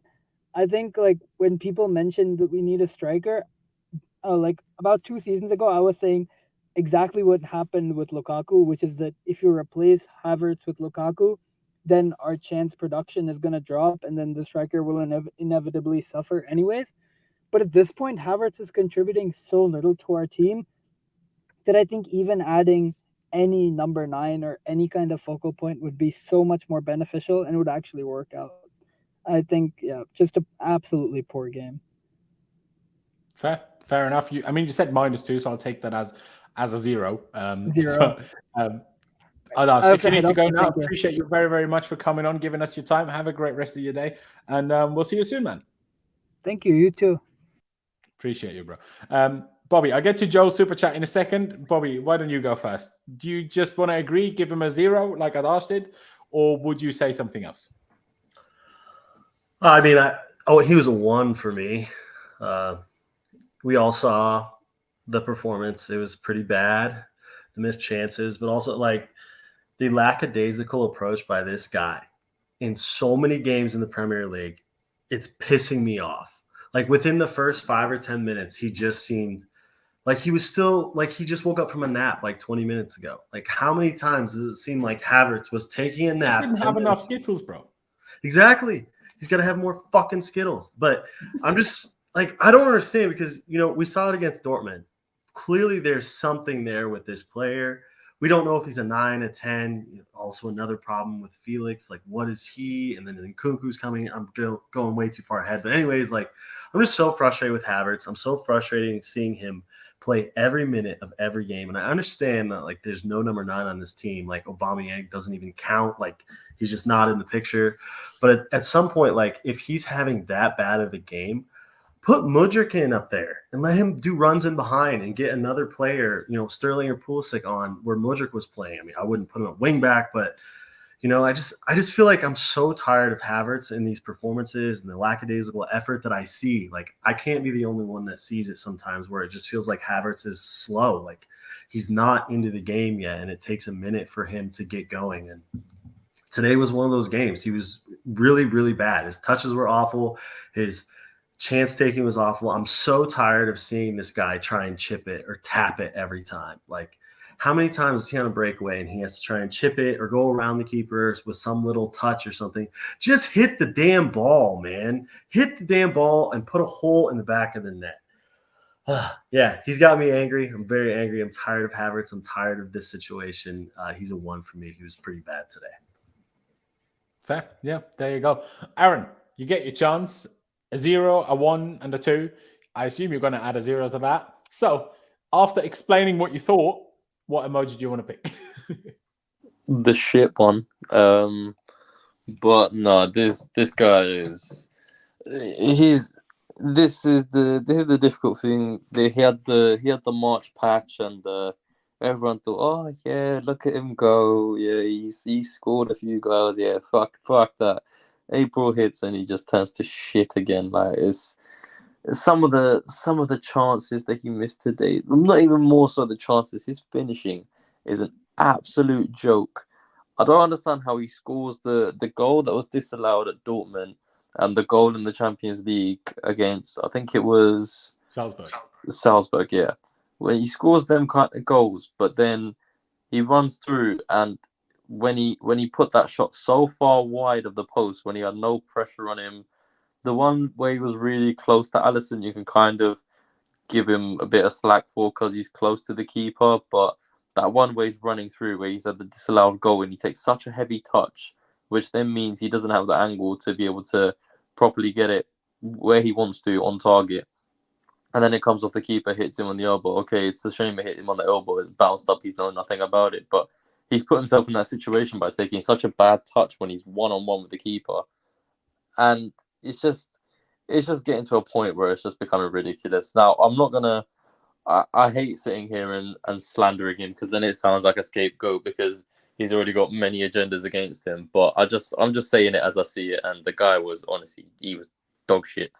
I think with Felix, even though he wasn't really proficient either, he was earning a lot of fouls. He was still creating a lot of chances. Havertz just wasn't really doing anything. So I'm taking that shit emoji. I'm a happy man, and yeah.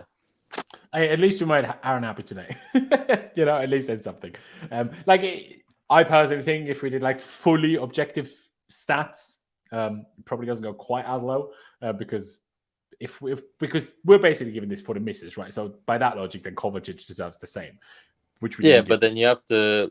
The stats are one thing, but then you also have to go with the eye test and the eye test. Of course, but hence why I mix, right? Because the stats would probably give. I mean, the stats rated him higher than João Felix did. So the mix is, 2 or 3 rather than 0. But hey, it's absolutely fine. I understand. Joe Barder said a super chat, even though I think you probably had a typo. You say, how does someone so small lose so many headers? I assume you mean tall, not small. But one problem I have for you here, bro, is that, again, the stats literally... Oh, I opened the wrong stat. Well, I will get to that stat again in a second. I want to open the other stat. Where's the other stat? Here it is. And this will blow your mind away now. obviously this was from before today. Actually, this was also from before Saturday. This was from last Thursday. But still, Kai Havertz has the best aerial duel success of any forward in the Premier League this season. So does this include defending set pieces? Probably. See, but he's like our frontline guy a lot of the time. Almost every team uses their striker for that, though. So, like, that kind of evens itself out on the basis of that, I would say. Wouldn't you say? I don't tend to... You cut out on me a little bit there, Laurenz. Sorry. I said I get your point. Don't pretty much all teams have their striker defend the front post at corners, though. Not all, but I get your point. A good amount. But yeah. I hear you, but regardless, the stat is the stat. Yeah. But yeah, that is... Unfortunately, Joel, the stat has killed you here, even though I still agree with you that there's occasions where I'm like, why don't you win a bit more than that? Let me see how many aerial duels he won today, just to like see what we're talking about. Here. Aerial duels, he won 1 out of 3, so 33%. I mean, look at your trending, Havertz. I wonder how much positive. Is it? Yeah, of course. Of course he is. But I want to bring up another stat. And by the way, Joel, again, thank you for the super chat. I appreciate it very much. He loses tons of duels and not at all aggressive. I mean, it's true. I'm just saying the aerial duel stat is what it is. I didn't make the stat up. Do you know what I mean? This one. We have now played 29 games in the Premier League and we have scored 29 goals. We have scored an average 1 goal per game. Only ever twice have we scored less than that. And we go back to 1923 and 1921. You know how insane that is? This has been brutal. It's been This brutal. is probably the most brutal stat I've seen about our season, honestly. 1923. Even since we won the Super Cup, it's been brutal. Literally. It's just, it's unbelievable. I mean, when you see that, and by the way, Shao Felix, I'm going to end that poll now, but currently the 5 is winning by 53% to 47%. So it's close, but the 5 wins. So we're going to give him the 5 on screen. Now, if you want to, Aaron, in a second, you can tell us what you would have given him. But what can you even say about this stat, bro? Bro, it is ridiculous. It is ridiculous. Like the fact that in 29 games you've only managed 29 goals, and there are teams who are fighting relegation who probably have better statistics than you in terms of scoring goals is honestly a joke. I think at home we've got a goal difference of +4, which means away from home we've scored 5 less goals than our opposition. So it is honestly, it's horrible. It is horrible statistics, and all you have to do is really look at our attacking line and you can see exactly where the issues are. It's honestly just a joke. This shit needs to really get addressed in the summer. We need to sort this out because we can't go another season like this. No, we absolutely cannot. But this is still a big lie. Good old Lukaku got himself sent off today, by the way. First he scored the equaliser from a penalty, but then he got himself sent off. I haven't seen it yet, but I think there seems to be have been a bit of a whole fight. I don't know, because there was a few sending offs at the end. No, it was to do with racial abuse. Oh yeah? Yeah. But did Cuadrado get sent off for the same thing? I don't know whether it's the same thing, but Cuadrado and Handanovic also both got sent off. Okay. Because obviously Cuadrado plays for Juve, so yeah, I think it was from the fans, not the players. Oh no, I'd assume so. But I'm saying, did the director have their own player as well, or did he go off or did he lose his shit in? I haven't seen the clip myself. In defense of Lukaku, potentially. So that may also I need to watch it myself. I'm not sure, but all I know is it was something to do with the racism from the fans. Okay, there you go. Well, I take my laughing of Lukaku for the red card back then, because that is ridiculous, and Serie A really need to fix up, because the fact that the amount of time that I see in Italy, players getting racially abused, they complain to the ref and then end up being sent off. Like, that is just so unacceptable. I can't even put it into words. I think Todd Bowley should save Osimhen from any future potential racial abuse and just bring him to London. I mean, we're not exactly the best bunch with that, but yeah, we're not like the Italians. No, we're not like the Italians, but yeah, we're still not the best one. Richard has clearly had payday recently. Appreciate another $20 donation, bro. He says, I'm still trying to figure out why we are playing a wingback formation when we clearly don't have the players to do it. And then we bring in more wingers just to play them at wingback or out of position somewhere else. See, this is a difficult one because I think what we had until our recent signings, I think absolutely did scream back three. Because we have Reece James. Sorry?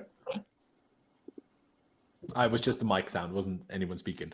We have Reece James, who's one of our, if not our best player. And if you play him at right back, you're playing further away from being involved in doing anything useful. You even saw that today. You know, if we played a tactic that allowed the wing backs to be a bit more involved in the final attack rather than just countering through the middle, we would have been more likely to score because the only guy that put the ball in the back of the net without using his hands, unfortunately, I still think the rule's ridiculous and the goal should have stood, but regardless of that, Reece James is the only guy that did score because he's the only guy that can flip and shoot. But I do agree with you that with the signings we've made, it's ridiculous. It's ridiculous that we do play a back three, and I hope we change that. Then again, if we get Nagelsmann, I doubt we change that, but who knows? We'll see. But yeah, I mean, Potter was playing 4-2-3-1 all the time, and all of a sudden he was like, okay, I need to win a couple of games, goes to the back three, and now we're back with that. So yeah, I mean, Aaron, what do you think about that, Super Chat? Do you think our team is clearly not, like, we don't have the players for a back three? Or do you, like myself, think that maybe only since the signings? Yeah, I think it's more so since the signings because we've got a plethora of wingers now. We've got Pulisic, we've got Modric, we've got Ziyech, we've got Madueke, we've got Sterling. Yeah, exactly. We've just got so many. We got wingers coming out of our arse. So it's difficult playing a three-back formation, especially when you're playing a 3-5-2 and you don't even have space for wingers. And when you play the 3-4-3, you're playing more inside forwards than wingers. So it does provide the difficulty because you've got all these people sitting there thinking, okay, how the fuck am I going to play in this system? Because this doesn't suit me at all. So in that sense, the fullback definitely suits it a lot better, playing like a 4-2-3-1 where you've got two wide players. But I think, especially in our situation right now with how our season's gone and the fact that the only way we seem to get results, well, I'll say that, not even now, but how we were picking up results was playing a back three because it was a formation that these players were most comfortable with. We've got not much left to play for. We've got nothing in the league. All we've got is a Champions League. We literally haven't got a manager at the moment. So there's no point in steering away from the back three until you bring a manager in who potentially might even want to play a back three system himself. So it's difficult, but with the situation we're in, I'm not surprised we're really playing it. I guess so. What else can I say? Bobby, what's your thoughts on that, Super Chat? Like, do you agree that our team, we don't have the players for a back three? I disagree with that somewhat. This team is missing a number 6. Well, I believe that of course, we all know that though. Of course, but I think a 4-3-3 with Kante and Enzo as like your 8s and then a 6 would be great. But like, this weekend I just watched Pep. He has City in possession. They're basically playing like a 3-2-4-1. Yeah. And he's been putting Stones in the midfield next to Rodri. And then he's playing De Bruyne and Gundogan as like 10s in the middle. And like essentially the wing backs are Grealish and Mahrez. And they're getting the ball on the touchline. And they have a ton of space out there. Yeah. And they constantly are going in towards the box. Us, we have our wing backs out there who Reece and Chile aren't necessarily – they're not as good 1v1 as a Grealish or Mahrez or a Pulisic or a Sterling. You know what I mean? We have players that can Modric. We have players that can go 1v1 out wide, but we're constantly just putting them in the center where they're surrounded by 2 defenders. So I think that it's what Pep is doing with City right now is extremely interesting. And I think it's maybe a blueprint for something that we could try a few games. I would like to see it happen. Now, granted, Stone's playing midfield next to Rodri is crazy, and we don't really have a profile player like that other than Reece. I think Reece could do that job, but I just, I'm so tired of Thiago could, in theory, do it when he's fit. Like if you start a back 4 and then you have like say Cucurella as your left back. Yep. I mean, Reece as your right back would be kind of a waste because then he would still be right centre back again. But I guess if you had that back four with, say, Badiashile or Koulibaly, whatever, and then you let Thiago step up to almost be a second DM and then have a back three behind it, I guess you could do that. Or you just let Cucurella be the guy that pushes up. But then who's your left back? So it's a tough one. But to be honest, like as much as we've all criticized Potter plenty, Potter has done something not too dissimilar. Not the direct idea, but the lineup of 3-2-4-1. We've done that plenty of times. It's just people don't see it if it don't work is the problem. So that's why they think he has no plan. No, he had a plan. It just never worked. But he's still to blame for it not working. But I think people always went a bit too far when he said he didn't have a plan. He clearly did. Come on. But fair enough. And I want to highlight this one by David here. Now, David, please give me your number or your email or something, because if you're right, I need to get you down as the source man. I assume you're absolutely just spewing and just making shit up. I assume. But if you're right, hey, get in touch, please. But yeah, I put down the subs. Honestly, I don't even want to give any of them a rating. Let's just leave them as it was. I mean, Mudryk had one awful touch again, had one good run again. I got a corner, brilliant. Sterling didn't really see do anything, and Gallagher, I just feel harsh because he's compared to Kante, and yeah. So let's just leave it. Let's finish it off because I know, Bobby, you said you had until about 7 minutes ago, so I don't want to keep you for too much longer. Let's, I guess, just put it with Kai because there's a lot of space here. Big up Bruno. I'm going to call him Bruno, but I also like Saltor, so whichever you prefer. We do give manager ratings. It's not a permanent manager now, it's an interim manager, so things change. And it's very difficult what to really do with this now. But as people like to say, he coached, well, about a 7-0 win. Like, Havertz should have scored 2-3. Kovacic should have scored 2. Felix should have scored 1 or 2. So, like, we literally could have done to Liverpool what David did to Man United. But we can't score. So Bruno did everything right until he brought Gallagher on for Kante. Like, why didn't you bring on Mount for Kante? Why didn't you bring on Ruben for Kante? Why did it have to be Gallagher? Not because Gallagher is bad, but this game wasn't the game where we just needed someone to run around like a crazy person. This game needed people who are good on the ball. And that's not what Gallagher is. So I don't understand what he did with that. But otherwise, I can't really complain too much. Ain't his fault that Kovacic can't score one-on-one, that Havertz can't score, that Felix can't score. That is not Bruno's fault. Now, obviously, I touched on that at the very beginning of the stream. If you play a 3-5-2, you only have 2 real forwards. You're going to be less likely to have to get on second balls. You have less passing options when you get into good positions. And also what people never think of is how much more running the forwards need to do when you're constantly counter-attacking. And by the time you get to shoot, your heart rate is going to be at like, what, 180, 200. And then like your composure is just not going to be the same as if you just like Haaland, tap it in from 4 yards every time. Like it's going to be your accuracy is going to be different. Like it's just a fact. I know people won't like to hear it because I'm apparently defending Havertz again.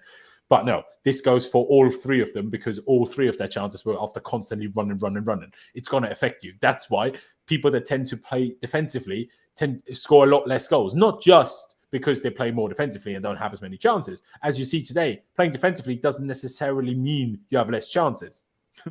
Clearly, right? But you're just less likely to score them. Is a fact. But I would give Bruno, especially his first ever, he did it like as the son, obviously, so perfectly. Bruno Saltor was a virgin at picking teams. He's never picked a team for a game before, apparently. So on the basis of that, having being such a newbie to this whole thing, I think he did a good job. And it's not his fault, so I will give him a 7. Like I say, if he got the subs better, maybe I'd give him higher, but I can't go higher with bringing Gallagher on for Kante. I can't do that. So I'll give him a 7. But Thomas Douglas, okay. So now we know that Nagelsmann is doing nothing. But anyway, Bobby, are you going to agree with the 7 for Bruno? Do you think I've gone way too high? What do you think? Nope. I thought he was a 6. When you consider everything, I thought he did a pretty good job. And like you said, he coached a win, technically, if you look at the XG. And I thought his subs were way too late and also pretty poor. That's where he went wrong. But when you consider everything else in play, how little time he had to prepare, the opponent, a draw is okay. I think a 6 is a fair rating. Fair enough. What am I seeing here? All of a sudden, I got a notification. Correction, Romelu Lukaku did not receive a red card. what they said. He got 2 yellow cards instead. All right, brilliant. So you said 6, right, Bobby? Yep. Yes, 6. All good. Aaron, what are you going to give Bruno on the day? Because of his haram terrorist substitutions, I think I can only give him a 5. The fact that he left 2 subs unused and brought on the Greyhound as the first sub was enough for me to lose the plot on my sofa. So, I can't give him more than a 5, even though he did theoretically coach a 7-0. The subs were criminal. Fair enough. Find a bit harsh, but hey, I'll let you off. We leave it at a 0, at a 6 in total. And I want to just bring one more thing up on screen, just because, apparently this fan base loves to talk about Bayern Munich and Thomas Tuchel all the time. Bayern Munich and Thomas Tuchel were knocked out of the German Cup today against Freiburg at home. At least Potter was knocked out of the Cup against City away. Do you know what I mean? Serious manager. I'm joking, obviously. But it is quite funny. Let's be honest. It is quite funny after all the slander. We're like, oh, what a ridiculous decision to sack Tuchel for Potter. Second game this happens. It was even better that a Cobham product was the reason that Bayern lost as well. Yeah, because for people that don't know, Musiala's handball gave away the penalty in the 95th minute, from which Lucas Höhler, scored the winner. So yeah, they were apparently so worried that Nagelsmann was going to bottle the treble for them. Well, look how that went for you. Stupid Bayern Munich. Bloody twats. Hate a lot of them. Any which way, ladies and gentlemen, if you're still here, I appreciate you very much. It's been a long stream. So if you're still here and you haven't subscribed yet, first of all, I'd slightly be surprised, but I back you. So just in case there's a few, please do subscribe. I'd massively appreciate it. Hit the like button on your way out. It helps me spread these streams and videos out to more people. So I'd massively appreciate that. Big shout out to Bobby for giving me his time, especially because we're 13 minutes over the amount of time he said he had. Big shout out to Aaron, of course, and big shout out to Adash. Please follow their links down in the description below. But yeah, ladies and gentlemen, thank you guys for watching. Up the Chelsea, upwards and onwards. Let's see if the next time, well, probably not the next time we speak, but the next time we play a game, we have a new manager in charge. Thank you guys for watching. Up to Chelsea, upwards and onwards, and we'll see you next time.